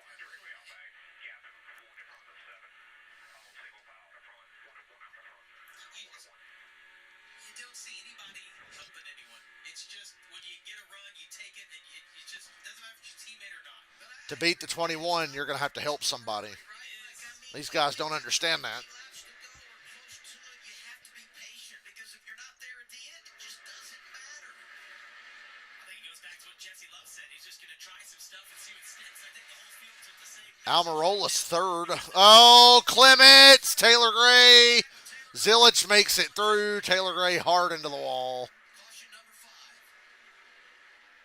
5. Connor Zillich made it through. Everybody gets a little more aggressive. You get the 3 wide. Somehow, Connor Zillich, I don't think he had Connor Zillich has no damage. both those Clements has minimal damage to the left side door. outside that he somehow just slipped on by. We'll have to get the replay to see how this all started. Yeah, minimal damage. it looks like, Started. to the 51 car. So the door was pushed in. 54 is all jacked up, though, on the left front. Every corner looks like it's got some damage on that car. But that's what And the right front. Yeah, yeah, McMurray's right. Every damn corner of that car's fucked up. You can do about see it in the glove. You saw it, Nick Sanchez, when you get put in the middle. It's frustrating. You've worked all race long to put yourself in a good position. And actually, for Taylor there, one of the things he'll look back at is that he put himself in the middle there pushing Jeb, and I think that really ended up with having no help as you see him in the middle, 3 wide, Jesse left on the bottom. That's Blaine Perkins at 31, the outside in that white car right there. He's going to get to the back of Jeremy Clements. Just Jeremy was trying to follow the course. That's a really good save by Connor Zillage. Connor Zillage, just a little bit of right side body damage. Yeah, Jeremy didn't know that he was there. No. Jeremy was kind of straightening up off the exit of the corner right there. Oh, he got loose actually prior to that. So I think that's He pushed air on the 51. And how about 31 up top hit the wall? And the 51, that could have been a disaster. Minimal damage for the position that he was in off of turn 2. Actually uses Taylor. Look at Josh Williams. Oh my God. Machine to get him going. They didn't even mention that. Josh Williams barely avoided that. Career start today for Jeremy Clements. Career start 499. He'll hit 500 next Saturday at Circuit of the Americas. That's Blaine Perkins, by the way, out there in the 31. Connor got so lucky to get through that. If that goes to the right rear, he's headed toward the outside wall. But you look at that and you think, well, how did he just spin out? Well, the air is just so dirty back there. You can actually see before he spins, the front end even pops a little bit. He's getting air packed on his left Well. rear. He literally just pushes the car around, and then you see what happens. That's cool and all, but it's completely irrelevant to the race because nothing's going to change what's going on at the front.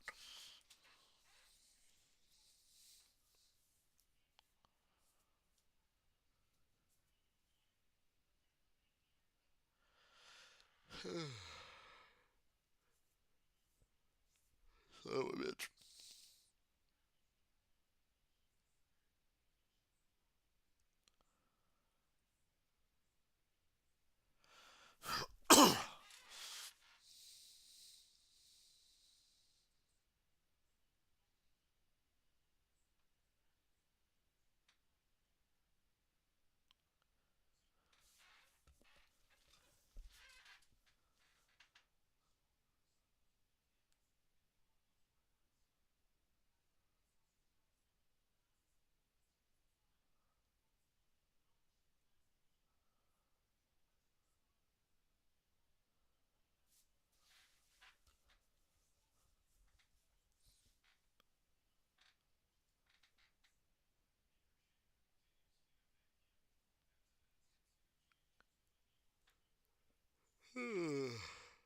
God damn it.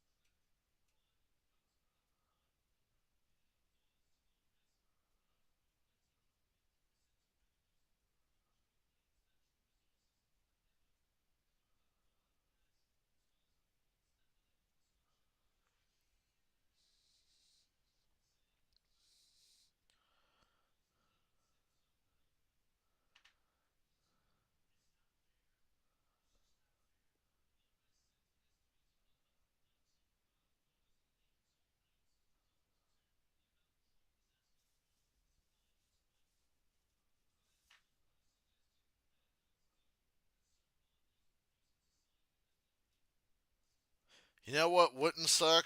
Xfinity cars on old Atlanta.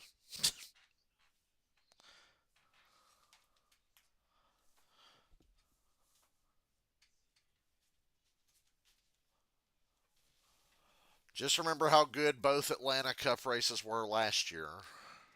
They were both pretty good races, especially the February race.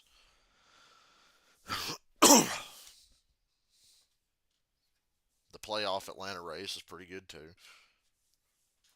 Xfinity sucked at Atlanta ever since they switched it to this, so this ain't nothing new. Tablo TV, pay once, watch forever.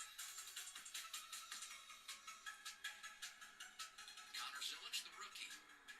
Maybe just a little bit of damage. Happy 50th birthday to Drew Barrymore. Road after you lose that Yeah, Drew Barrymore, I turned 31 tomorrow. Am I old enough yet? Toe might be knocked out a little bit on that car. It's hard for us to see that. Kim, do you have more on Connor?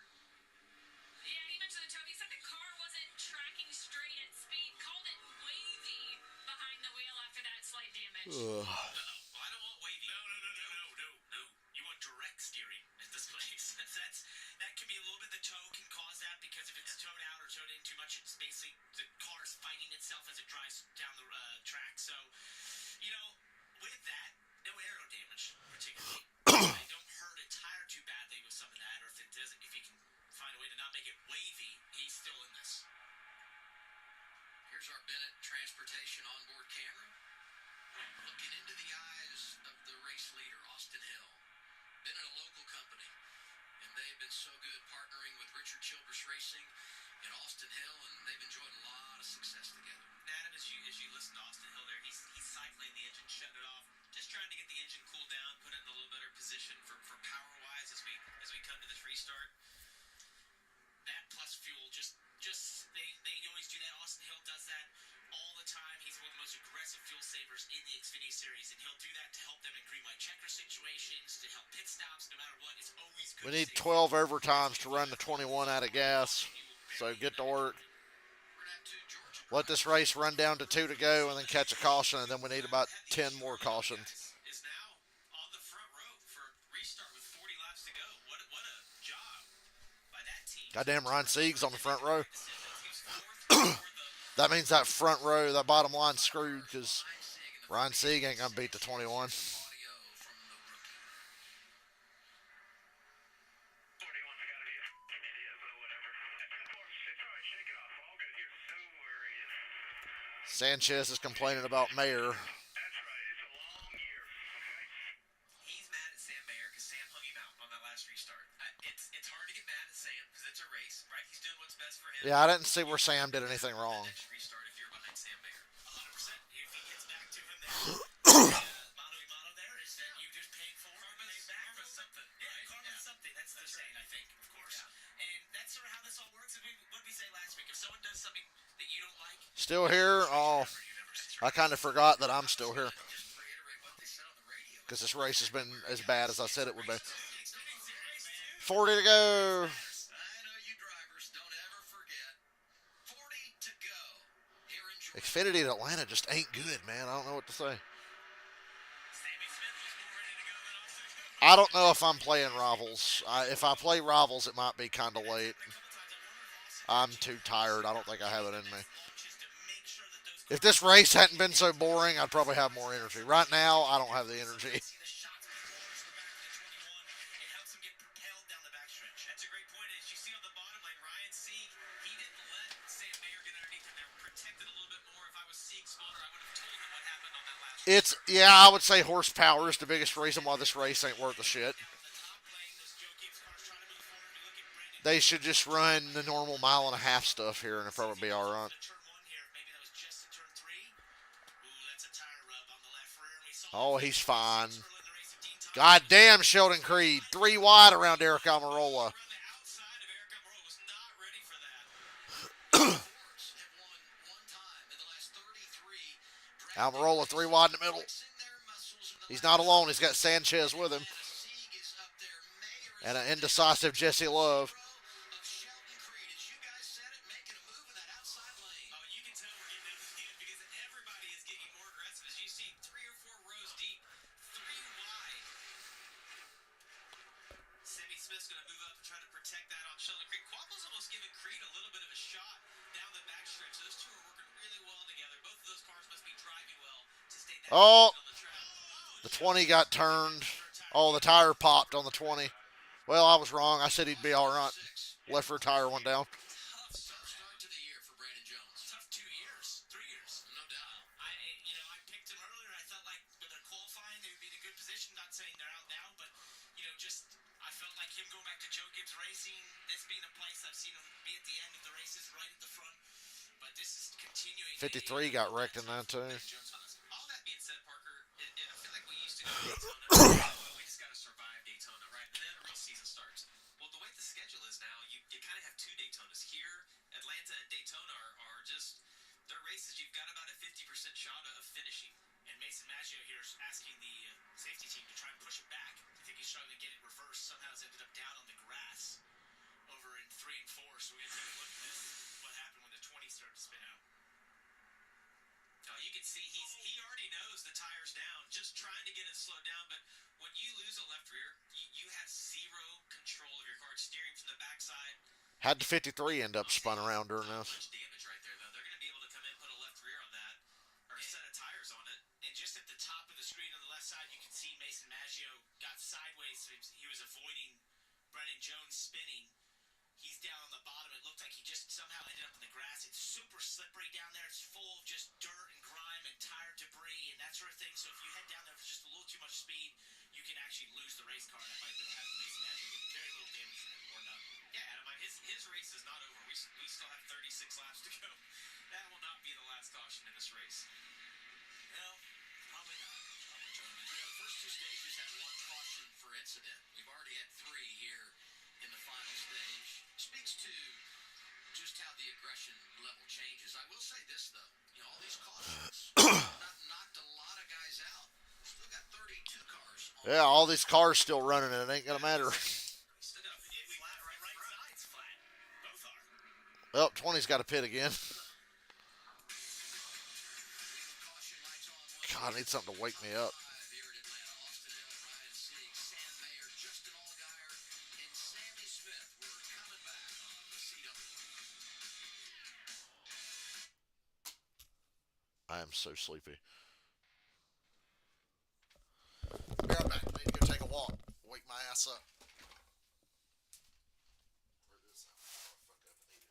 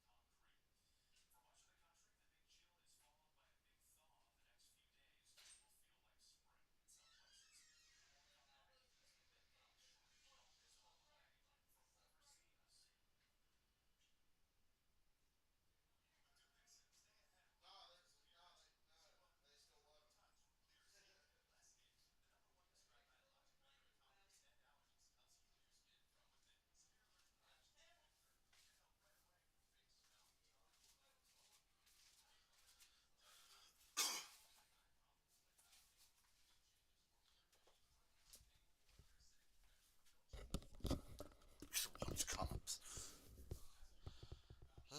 If there's a red flag, I'm gonna have to bowl or something. If we end up with a red flag in this race, I'm breaking out the MetaQuest.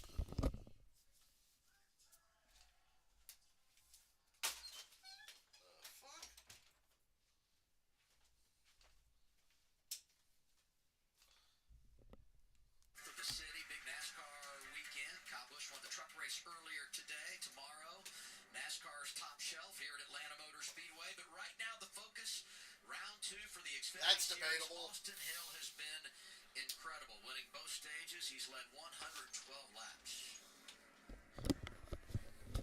Here's Dylan. We see Ryan Sieg in the second spot there in the 39 car. Damn. At the very beginning of the race when they spun or half spun in stage 1. 5-time runner-up in the Xfinity Series, Ryan Sieg, and you got Sheldon Creed a couple of rows back.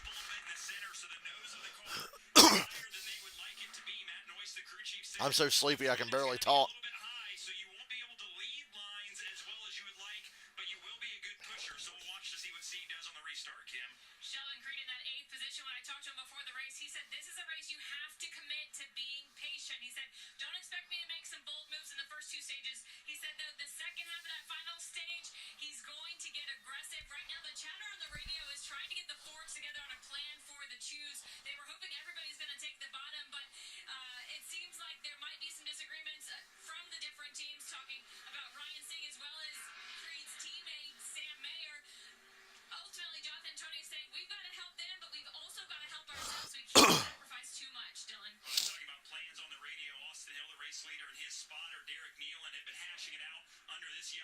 what it sounds like on the radio.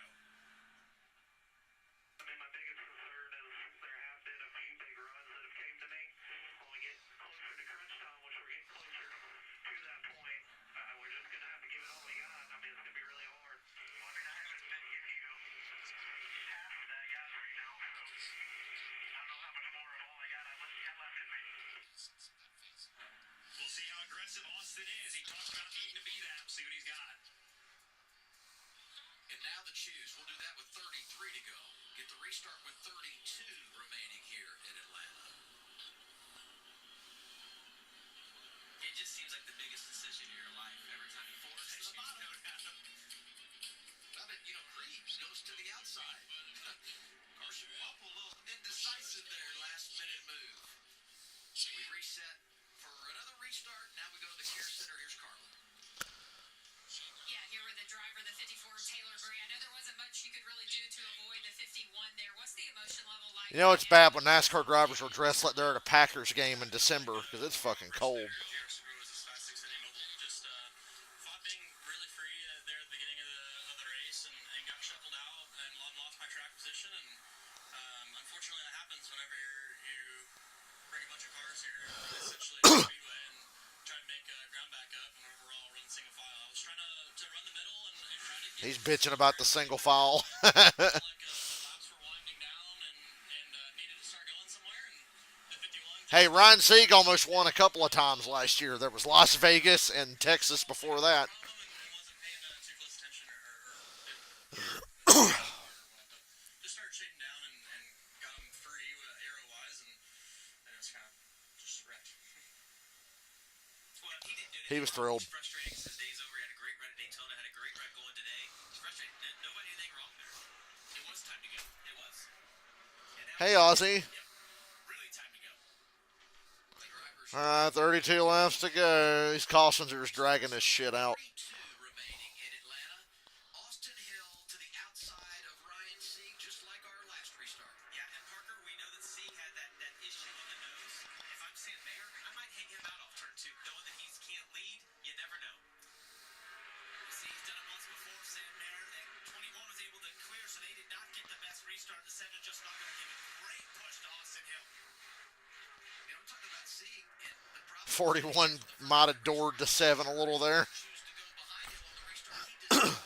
Works out now as things Eckes making a poor choice, going 3 wide. 3 wide in the corner. Not gonna work. Down low is Quample, Almirola in the middle. Outside of him, Christian All you're doing is slowing down the fuckers behind you. Parker Retzlaff. Look how busy Parker Retzlaff is inside of that car. You can see his hands going back and forth, sawing on the wheel, and sparks flying out from each side of it. That's such an awesome feeling when you get a huge run like that and clear a bunch of cars, which he's done, and now finds himself a couple positions up. That's really good. Ooh, somebody brushed the wall off of 2. No yellow. They didn't really hit it. Go back and take a look at the restart. Oh, Nick trying to force the issue a little bit on Carson. They were able to get that all cleaned up. Fortunately, no harm, no foul right there. Look middle of your screen. 71 is Ryan Ellis looking for Fascinating. top 10 finish. The driver from Virginia, 14th right now. Very similar to Daytona. I ain't seen anybody come close to passing Austin Hill. Didn't get the finish. Not even close. Ran really well at the end of Daytona. He's actually in a great position. I mean, he's basically the 5th car on the bottom. That would get him to the top 10 if it starts to form up side by side and that bottom lane starts to move. Great moves late in the race by Ron Ellis. Hey, some other names to pay off. We got Brennan Poole. What a move by Jesse Love. It's going to take him absolutely nowhere. And Jesse Love has said it's time to turn it up. He's trying to make up some lost ground all the way back outside the top 15.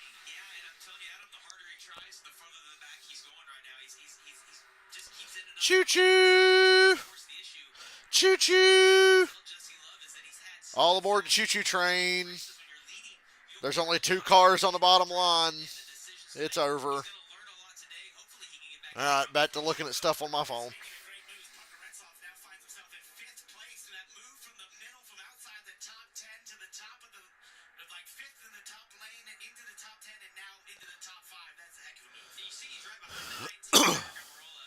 Creed got to Eric's outside on that last run.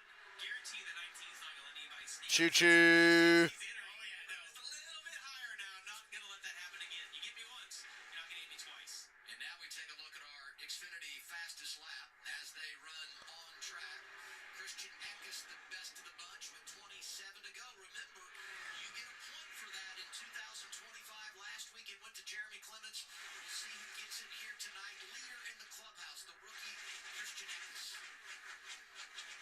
I'm literally not watching the race or I'm looking at my phone. Had to hold on a position basically in a state. I can glance up at the race and see nothing is changing in the top 10. He probably did that in the race when he was getting those huge runs trying to make the bottom. I'll start paying attention again when it's like 5 to go or something. Harrison Burton strong early after that top 10 last week's been quiet in the 25. That black and gray Ford down low. Connor Zillage trying to get back in the game in the 88. Yeah, it looks like that car is not handling too terribly bad. He talked about the front end kind of being unsteady on the straightaways, but it looks like he's able to maintain. You see Jesse Love in front of them, just going wherever they're not. Like you see against the inside of Nick Sanchez, that car is so fast, able to generate some runs. Clear Sanchez and slides up in front of you. How about this? Last week at Daytona, in the top 15, 14 different Oh, hey, Ozzy. represented. He was sitting behind me waiting for me to look. Hey, buddy. 11 tonight among them. You ain't got to be shy, buddy. I'll pet you. I'd rather pet you than watch this boring ass race right now. Giannis gonna race it the next couple of weeks. He's really good on the road.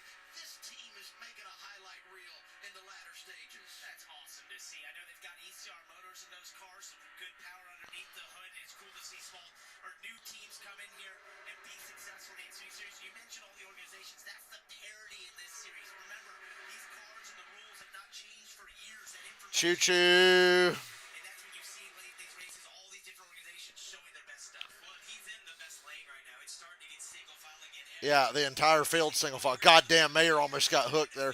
Well, Creed made a move. Sieg went with him. Mayer's down there, but Up into that outer lane. Jesse Love's too far back to catch that bottom line. 2 laps of this single file training of everybody positioning themselves where they need to be for the end. And I hope we didn't just commentator curse. Wait, what's like so we're gonna take a look at this. Sam Mayer's gonna try to clear up to the top.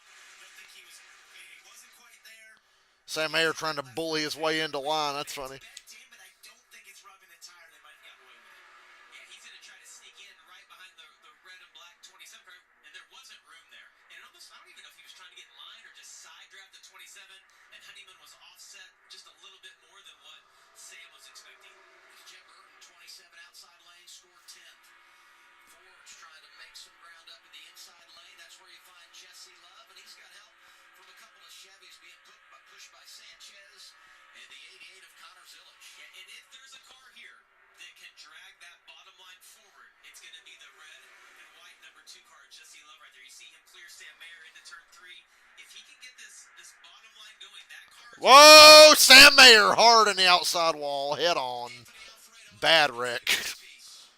Mayer kept swinging up, trying to get in line. I'm not surprised that happened. Up front all day long. I'm honestly not surprised that happened. Gonna hit his day. 41's done, 42's done. Week after he finished second at Daytona. Who's in the 42?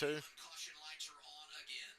Anthony. Oh, yeah, it's Alfredo this year. I forgot. That was a pretty hard hit for Sam Mayer. Into the outside wall like that. It's never nice when you come across the track at a 90-degree angle like that towards the wall. So we'll have to see how this all sort of developed. There was a lot of 3 wide and moving around happening. They were all trying to follow Jesse Love, who was making major moves and large passes, but it really had the field jumbled up. We'll have to see how they end up getting turned around like that. 07 is Nick Lights. That car finished top 10 last week at Daytona with Patrick Emmerling behind the wheel. SS Greenlight Racing and Bobby Dotter. Ozzy. All right, we're going to take a look. Jesse Love just clears Goddamn, Sanchez just cleaned him out. loose underneath Sam Mayer, got into the left rear. Nick Sanchez just drove in hard, got loose, and spun out to 41 and caused that wreck. On that top lane with nowhere to go. And what this really was is that Sanchez, I think he even touched the apron a little bit there. He might have hit the apron, yeah. Wedges the race car But into damn, the dude. You know, the way the banking is here and the way that 88, the 88 got hit in the right side door again. This time I think it ripped the door open. I saw blue foam go flying everywhere. is deceiving. That's the thing that can happen there. That got him loose as he tried to follow Jesse to beneath Sam Mayer. And you want to take advantage of that because that's a whole position. If he gets there, they could continue that run with Jesse. He just gets his left side too low, loses the air on the outside, and gets sideways. And unfortunately, Sam Mayer then gets along for a massive ride and a hard hit. And unfortunate for Andy Alfredo as well. And early in the race, you don't force the issue with the 48. If you think you're loose there, if you think it narrows up, you back out of That was pretty stupid. You're like, I'm following him through because That looked really dumb by Sanchez. and the 2 cars, Jesse Love is really quick. And he wants Shout out to the Arca brakes in the 44 there. seems like whoever causes the wreck never gets wrecked. Who's in the 44? It's Alfredo.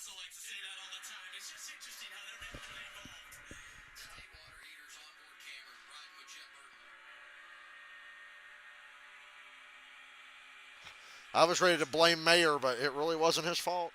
It was Sanchez's fault. These are always such good perspectives. Let's keep an eye on that white and orange number 48. You see Jesse Love Good move by Jesse Love getting ahead of this. in the middle. Sanchez is going to follow through, and I'm with you. I think clipping that apron just a little bit, de-wedged that car, got him loose, and you're already on the edge because of the way these cars are built, and you're losing the air from the 41 being on the outside there, and that where that apron starts is in the middle of that line there, so it's kind of in the white and red. Oh, the double zero! Look at how sideways Sheldon Creed was. Wow. Right, able to catch it. He caught it though because the 19 of Eric Almirola gave him a little bit of room, almost like he sensed that.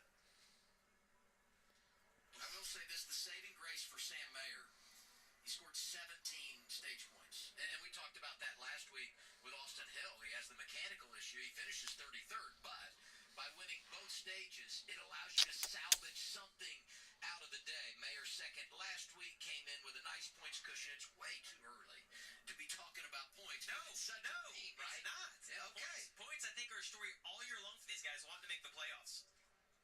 Under caution for the 7th time. It's been a fun race so far in Atlanta. It has not been a fun race, but it's had a couple of moments. Has been dominant Adam Alexander lying to me again. laps here tonight. God, all these cautions are doing is making this shit longer.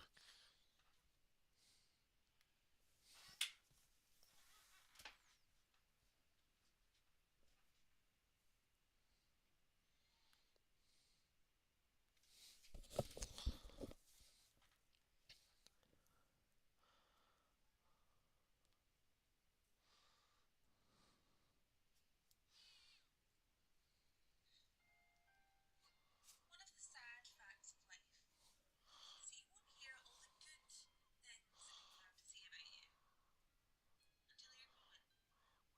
Everyone bottles up their emotions only to pour them over your lifeless frame when it is just a little too late. Oh my god, I'm gonna miss her. Oh my god, she was a champion. She was a star. She did not deserve this. No, but I didn't need it. I was bleeding out. This was the pressure in the gauze. I was crashing. This is the thing that revived me. My heart stopped on the table, but someone down there sent me back up, knowing that it wasn't quite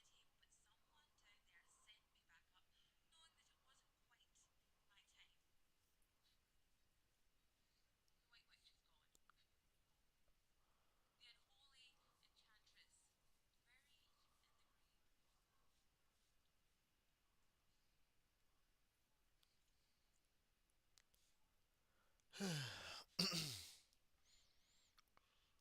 This is one of those races where as soon as it's over, I'm turning the stream off.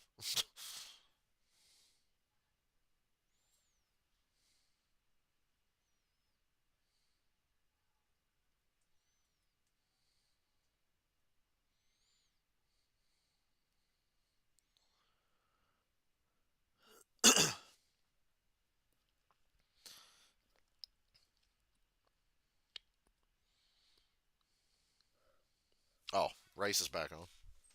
I looked up and they're back from commercial. It's number 20, Georgia Tech. It's on tomorrow. 2 Eastern, 11 a.m. Pacific time only on the CW. How great have these Saturdays been? Where you get a doubleheader in the ACC, then we get a little NASCAR Xfinity Series action. Next Saturday, we're in between 2 basketball games on the ACC side. So a really good time of year when you talk about hoops and NASCAR, and we've got it all for you on CW. Austin Hill, I said it going to break, has been dominant, leading 130 laps in this race. Last week, he passed Dale Earnhardt Sr., all-time laps led in the draft in the Xfinity Series. He's now the best ever tonight, passing Dale Jr. 718 to 691. Just remarkable what he's done. It's absolutely insane. And I know our buddy Dale Earnhardt Jr. might have a little want to talk about the caveat behind this, that when he was doing it, there was only Daytona and Talladega. But we got some more info on this graphic here. Dale Jr. has 33 drafting track starts. Austin Hill, 21. Well, he's done it in a far shorter time as well, which is very impressive. He also gets to run like 2 extra ones a year because in Dale Jr.'s day in Xfinity, there was 2 Daytonas and 1 Talladega. Now there's been 2 Talladegas, 2 Atlantas, and 2 Daytonas every year. So Any minute now. Well, they are running that 9 car Junior Motorsports part time. I mean, next week you got Ross Chastain. We're going to see Shane Van Gisbergen. Let's put the boss man into 9 to reclaim the top spot when it comes to laps. Pressure would be on there. You think Dale Jr. Talladega would be a big deal? Are you kidding me? I mean, I'd say it'd be pretty fun. I remember when he used to run the 8 car, when it was red, and when they would push it onto pit road for qualifying, it sounded like we were at Alabama football game. The place If he would went go back nuts. to Talladega, there'd be a holiday in Alabama. Yes. What's up, Dylan? Well, just listening to some more Austin Hill radio under this yellow, and this was the most recent transmission with a familiar voice. Your kid 7 can be a weapon, you know. Oh, I'm aware. He likes to pack the air on that bumper on entry, but there's nothing we can do about that. No, I knew you needed that, but did a good job, buddy. Keep it up.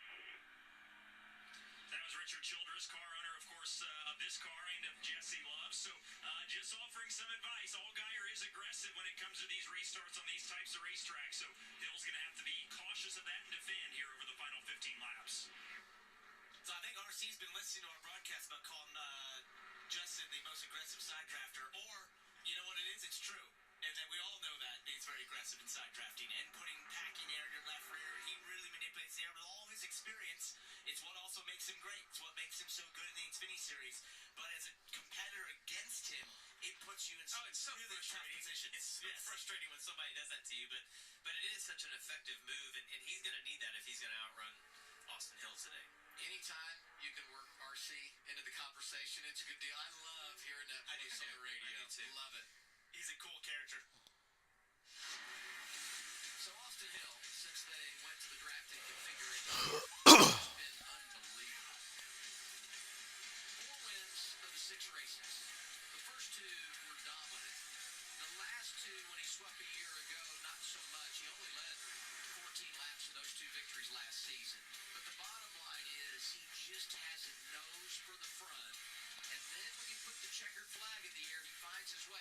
7 of his 10 career victories have been in the draft configuration, 4 of them right here at this place. And you know what's so frustrating as a competitor against him is that when he gets control of a race, which we talked about a lot, it's so hard to pass him. It is so hard to trick him into making a move that allows you to get a run. As we see, Zilich is missing the door foam here, so he's going to need that. Kim.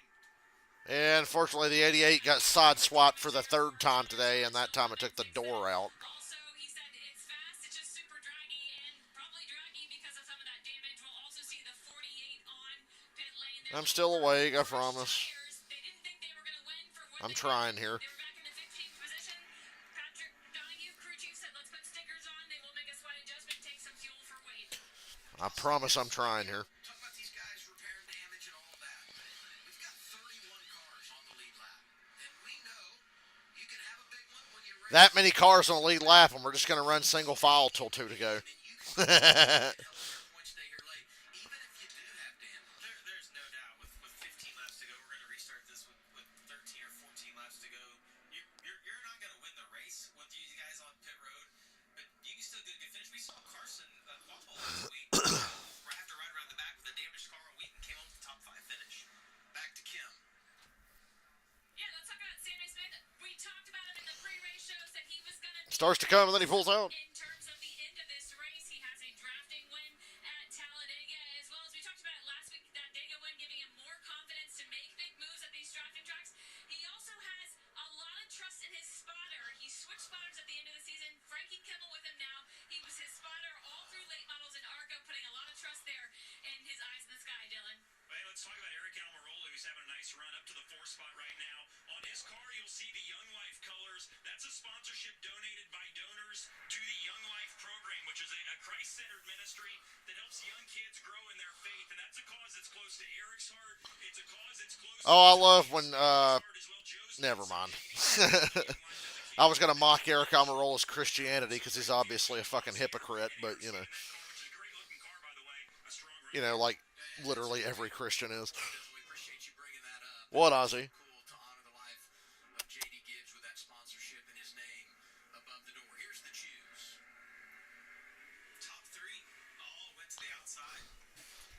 You know why they keep going to the outside? It's because they're going to be the cars that get ahead and run single file while everybody else is fucking around behind them. And was in college together at UNC. I bet you have some stories. A couple. I bet he does. He has some stories. Really, I don't want him to know. He doesn't have a microphone, which is good. If the 7 and the 8 don't work together, they have no fucking chance. In that three wide closest finish. They need to work together, but they're not gonna. Yeah, here with Sam. They'll ride and protect each other's position, but at the end will not work together. Yeah, I mean, props to all the guys back in the day who make these cars as safe as they are. I feel pretty good getting out of there. So definitely frustrating though. This Auto Battle Ford Mustang was hauling the mail for sure. We were keeping up with all those guys up the front, and yeah, it's just unfortunate. Like looking at the replay here, it's just yikes. That sucks. But we brought the cars past Xfinity Mobile. That's all you can ask for. And going on Dakota, we know we're gonna haul the mail there. So looking forward to it. Sam the Mailman Mayor. 8 organizations inside the top 10. 2 vets in the front row, both really good in the draft. Austin Hill, outside of Eric Almirola. We'll start calling him the Mailman after that interview. 13 laps remaining. Meow. Can we stay caution free here? Most likely not. And my heart rate's through the roof as they come to this restart zone, knowing that what's on the line. They did in the truck series. Let's see if we can do it here in the Xfinity Series. Green, Run to the checker. green, green. Austin Hill was rolling early, by the way. He was rolling before the restart box. I'd just like to point that out. Allgaier was able to get on Austin Hill. Austin Hill jumped the start. Here down into turn. He was going before the restart box. I'm thinking if I'm Allgaier, though, I want to get to the lead. Pass him as soon as I can. Oh, really, McMurray? The 21 car shuffled out. If I'm Allgaier, I'd like to get to the lead here. Yeah, if it was that easy. I want to do exactly what he's doing. Push him as God far as you can. damn. Find someone behind you to attach to your rear bumper. Create the gap that you That's the biggest gap we've seen all day. use that momentum to propel past the 21 and see if you can pull it off. Got the man that won the most races a year ago and made the championship for Austin Hill, leading right behind him. The champ. Oh, look, nobody's working with each other. So Austin Hill's just going to go top to bottom, top to bottom, top to bottom. Drafting help from Sheldon Creed, the 00, who's never won. God damn it. The 8 car tried to jump up in front of Allgaier, but wasn't even remotely clear. Because of how far out they got, I don't like that they've let the 21 get out front. He can kind of manipulate those Yeah. lines now. These guys are stupid. Connecting the cars behind you. Allgaier's got Almirola behind him. If he can get him to connect off of the rear bumper off of 2, that can create the momentum down into 3 and possibly put the 21 in an all-good position. But they're going to need both lines to be putting the 21 in the side grab. Debris on the exit of turn 2. Drafted already on Sammy Smith, trying to pull him back. Stay tuned for the yellow here. Seven's getting on the 21. Ooh, it looks like they're sliding. Getting really loose. You see, part of the guts off is now going to be on the back of the 19 because of where he got loose, but now they're going to connect. Can they generate any type of a run right here? The straightaways are so much shorter in Atlanta. Quick, have Austin Hill run the bottom so he hits that debris over here. Racing. It's Dude, there is shit everywhere. run because of the distance. They're going to have to throw a yellow for that. Foam on the racetrack that got on the front of Sammy Smith. Yeah, there's debris. I think it's all. It's got to be off the 88. All that shit flying off everywhere. Right side door, they tried to close it up. Caution, debris. His front end.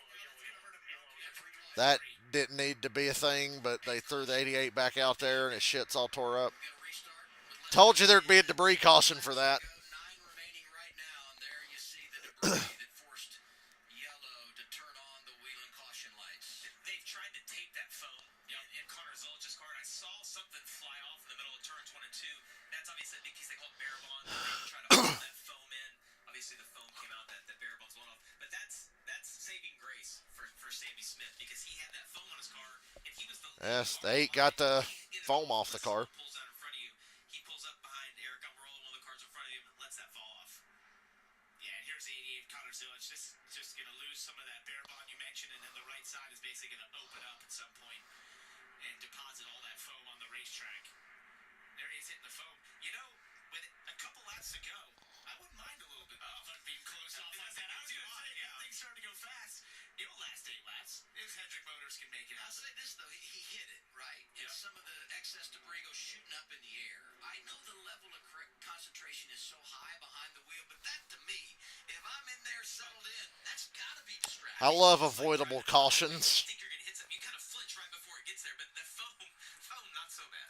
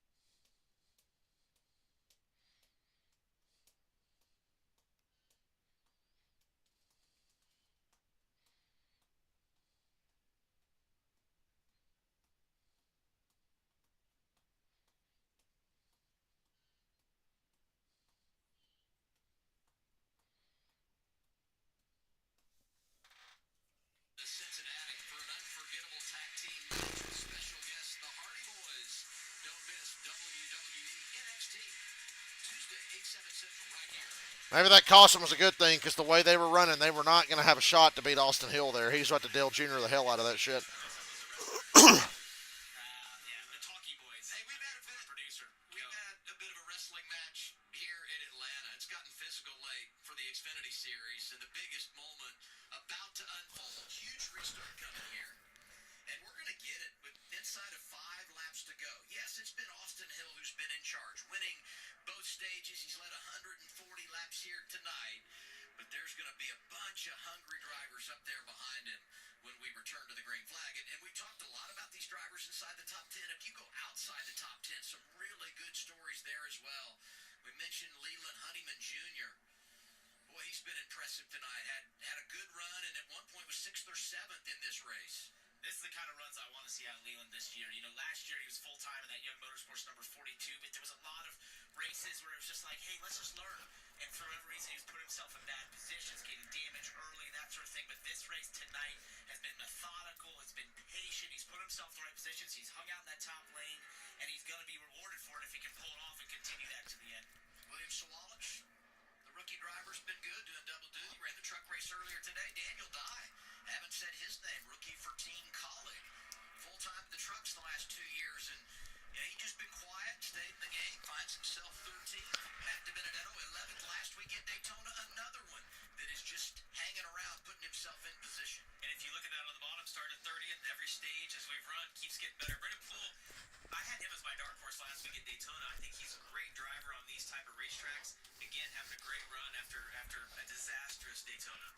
Coming off a good season, 16th last year in the point standings in that 40. It's an Allgaier runs in the second spot right now. Jim Pullman calls the shots for him. So what has the conversation been between you and your driver? How aggressive you're going to be to get around the swing? God. Well, yeah, I mean, end of these races always turn into super aggressiveness. So we got a couple good Chevys lined up there, and hopefully we can work with our teammates, our Chevrolet teammates, and bring one home for Ozzy, I'll let you out in a few minutes, hopefully, when this boring ass race is over. really good, and just really proud of all these guys on the team. Chubby Nick Sirianni. Last year here, we're really good here. How badly It's the beard that does it. can you do by getting around the 21? Yeah, obviously the 21 has been king of Atlanta for a long time. You are not getting around the 21 because none of y'all are going to work together enough to shuffle him out. The deal last year in the fall time it hurt. We had a really good car. Tonight not as good, but here we are sitting second, so we'll see what we can do. Yeah, they're within striking distance. Still not getting the 1 to go here. We're going to just run the laps down to fucking 2 to go, and then nobody can do anything. The drafting configuration, since we started drafting, Atlanta has not been great for the 7. Let's drop back a little bit right behind him. In fact, Eric Almirola, a little radio. Maybe not happy with Sheldon Creed. Here you go. Almirola's pissed. Double Zero came down and said, "Is he mad at us?" And I said, "He hasn't said a word." Yeah, I wish he would know. I feel so. I mean, he needs to know. Yeah, I'm mad at him. I mean, whether he helps me or not, I'd rather him help me. But he didn't know if I was mad at him, he wouldn't help me. Well, Almirola's mad, but he ain't that mad. You're gonna have that in this type of racing, you know. I mean, like everybody is selfish. Everybody wants to do what's right for them. And you know, Parker, when your car is on the edge, out of control, and somebody puts you in a bad position, your immediate reaction is to get frustrated and mad with them. Well, also, it's so hard to get track position and to hold it, and that makes you just as a driver so frustrated. Jim, you know this because you fight tooth and nail to get it. You finally have it, and then another driver does something, and you're like, why? Why did you make that move? Help me move forward. I've done this work, and you take that away. So it adds that frustration because of how hard it is to get that track position and to hold it. What about Justin Allgaier? You think he chooses right behind Austin Hill again? The last restart we saw him attached to him, pushing him all the way down the back stretch. That didn't work out. What do you think he needs to do differently here? I'd take the front row and hope Sammy Smith gets that chance too. I would take the front row too. I think I would take my chances on that. Hope I get a push and can clear him. I've also been in this position a couple of Atlanta races. It didn't quite work out for me, but I felt like the bottom was the place to be, especially if you get a caution, whatever. You could maybe get a quick caution. You're in the lead. Now you have control. Right? All you have to be is surge ahead just by a foot. Hill outside, Allgaier inside, Almirola outside, Sammy Smith inside. Who gives a fuck? We're only going to have 3 laps. Work together. They got the Florida Ryan Sieg behind him. Up top, Austin Hill, Eric Almirola, Parker Retzloff. What a tremendous mix of youth and experience. Inside the top 10. By the way, Austin Hill tonight has not been running worse than 4th with the green flag in the air. Going to try to finish the deal 3 to go to the scheduled distance. 6 times we've been here in the draft. 3 times the race has ended in overtime. We get a caution here. No doubt we're going to get some pre-racing on this Saturday night. And now 17 radio as we anticipate the restart. I want to win. We came here to win. Yeah, let's roll. We said we were having fun this year. You ain't gonna win. Here we go. I got news for you. You ain't winning. If you do, I'll try to do a backflip for you. Now, right, the pressure's off. Just go out and have some fun. We haven't seen anybody be able to pass. Nobody has passed Austin Hill except Jesse Love. I like this. If he can get a good push from Sammy Smith from behind. If And Jesse Love's not even in the top 10, so 3 wide, which is a possibility. he's just behind the top 10, but not close enough to do anything with only 3 laps to go. Make your move. Remember, once we take the white flag, the next flag ends the race. You want to be out front after 1 to go in case the caution does come, so you can be the man holding the checkers. Okay, green. Bottom line did a good job pushing together, the 8 and the 7. There's the connection on the bottom. That was really good. I'm actually surprised they got this close to beating the 21. And they're going to stay Push! together all the way through turn 22. Push! You get that 8 car clear of that 21. And it is okay to lock bumpers at Atlanta in the Xfinity You can lock bumpers at Atlanta. The 8 and the 7 didn't stay together. God damn it. And fucking Almirola's pushing the 21 out there. Almirola, big shot. Come on, Almirola. Hill on the outside lane. 2 to go this time around. And that bottom lane is already kind of Bottom lane's gone. There's no help on the bottom. It's Almirola shoving the 21 out there, and he ain't going to be able to pass him. he had his chance. He had Although Parker Retzlaff in 3rd showed last year at Daytona and Cup, he's willing to push just about anybody. way out. We'll see if they would run Reds off in the back of Almirola. Look at Eric. Oh! Get to the 21 loose. What a save by the 21. He's still loose. He's loose. Almirola's there. Back to the white flag. 1 to go. Dude, I thought Hill was about to get turned when Almirola was shoving him like that. Almirola led at the white flag. And Retzlaff with an unbelievable save, but that pretty much just won the race for the 21. Nah, it's over. And they're wrecking behind him. Sideways, big wreck. Crash down the back straightaway. They got to let him race back. If the caution comes out, Nope, caution's out. now we stay green. Or is it? Nope, still a green. Allgaier. Here's Austin Hill. God damn, Almirola and Allgaier for second. Hey, Austin Hill won, just like I said he would.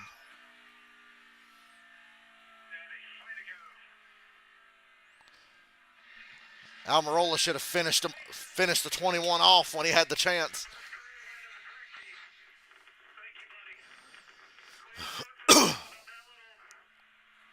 Hey, they let him race back.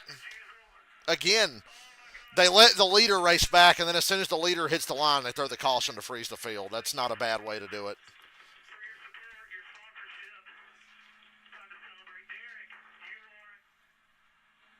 Austin is awesome at Atlanta. And he earned it. It was so much fun to watch him. And the Allgaier had to block him into turn 3. He was able to get to his outside. It's so much fun to watch somebody that's so good. Eckes got junked. There was a bad wreck on the back stretch there at the end. As good as they get. He's incredible. It's unbelievable. They had him sideways. They had him all over the racetrack, and they still couldn't beat him. But, I also want to point out, we've seen this last week where there were some races that were ended immediately as crashes happened and the caution came out. We saw the Daytona 500 was allowed to race out here. I think the inconsistency there is a little frustrating at times. I would like to see that sort of tighten up. I think there were some large hits in the back stretch there. I don't know if it really changed the outcome that you saw at the finish, but, Austin did everything he should do there, and obviously he's incredible at this form of racing. I will say this, Jason Hamilton addressed that this week in talking about when the cautions do and don't come out late in the race. And the one thing that he talked about is where the chase vehicles are located and can they get rolling and are they going against race traffic. So there's no question we all want consistency when it comes to officiating, but there are so many factors that play a role at the end of the day. The celebration is all about Austin Hill, who's now won 5 times at Atlanta Motor Speedway. He's won 3 in a row. And what about the start for Richard Childress Racing? They've won every stage this year. They've won both races. And for Austin Hill, he locks himself into the playoffs once again, and he does it in race 2. Almirola and Allgaier raced hard to the line. I don't think either of them's mad. The hit logo on the infield there. No better feeling than to win your sponsor's race. So Almirola talking with Allgaier. Watch the 19 and 7 here. Right there should have been the end of the 21. Great job trying to get there. Hill is unbelievable. That blocking right there. Looked like Eric was Boy, if the race ended at 1 to go, Almirola would have won. Shoulda, woulda, coulda. And then when Retzlaff almost got wrecked, that was pretty much it. I called that then when Retzlaff was sideways and checked up everybody. I'm like, yeah, that pretty much did it. but it just didn't pan out. But I don't know. I mean, this move, bumping in and still not able to get him out of the groove and move him and get out, get beneath him and pass him. That 21 car is so strong. He needed to be on the outside, and he knew that. That was the initial move he made, was to get to the outside of the 21 car. The 21 knew that. Ended up giving him, letting him get to the inside. That's so cool to get to celebrate with your family. So Jamie, driving for Junior at Rockingham. His wife and his team. You mentioned on his sponsor logo. So cool. That's 8 wins for Richard Childress Racing here at Atlanta Motor Speedway. That's the most all time. And that's the I applaud NASCAR, in Xfinity Series history. the Daytona 500, and this race here. They are going to let these guys race back to the line. If the wreck happens like past turn 1 or turn 2, they're going to let them race back. Hill is gonna get a high five from Son Barrett. Wow. Oh man.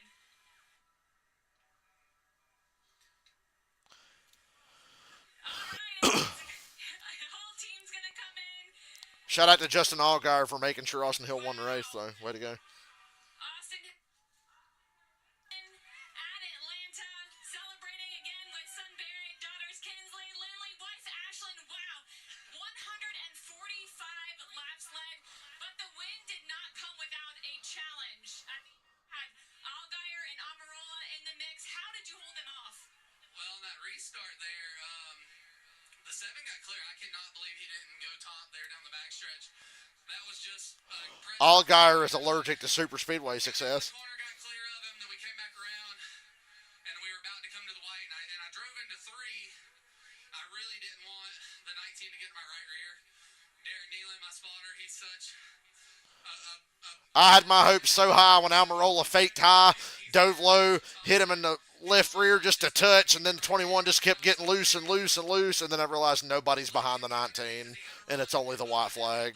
was able to drag some brake as soon And then right here's the moment that sealed it. Retzlaff gets a bump from the 39 and hits the wall, saves it, but everybody stacks up. once I got clear and I Game over. I was just wide open, and I was hoping that they wasn't going to build a momentum, but this Bennett Chevrolet was as fast as Xfinity Mobile. It's the Bennett 250. We have everyone here from Bennett. There's over 500 plus people here, men, women, you name it, and to be able to do this is something special. We were able to do it last year with the Gold Car for their 50th anniversary, and they sponsored Matt the Gold DiBenedetto, Car, 12th. and Harrison Burton kicks off the season with back-to-back top 10s. this has been some good omen for us.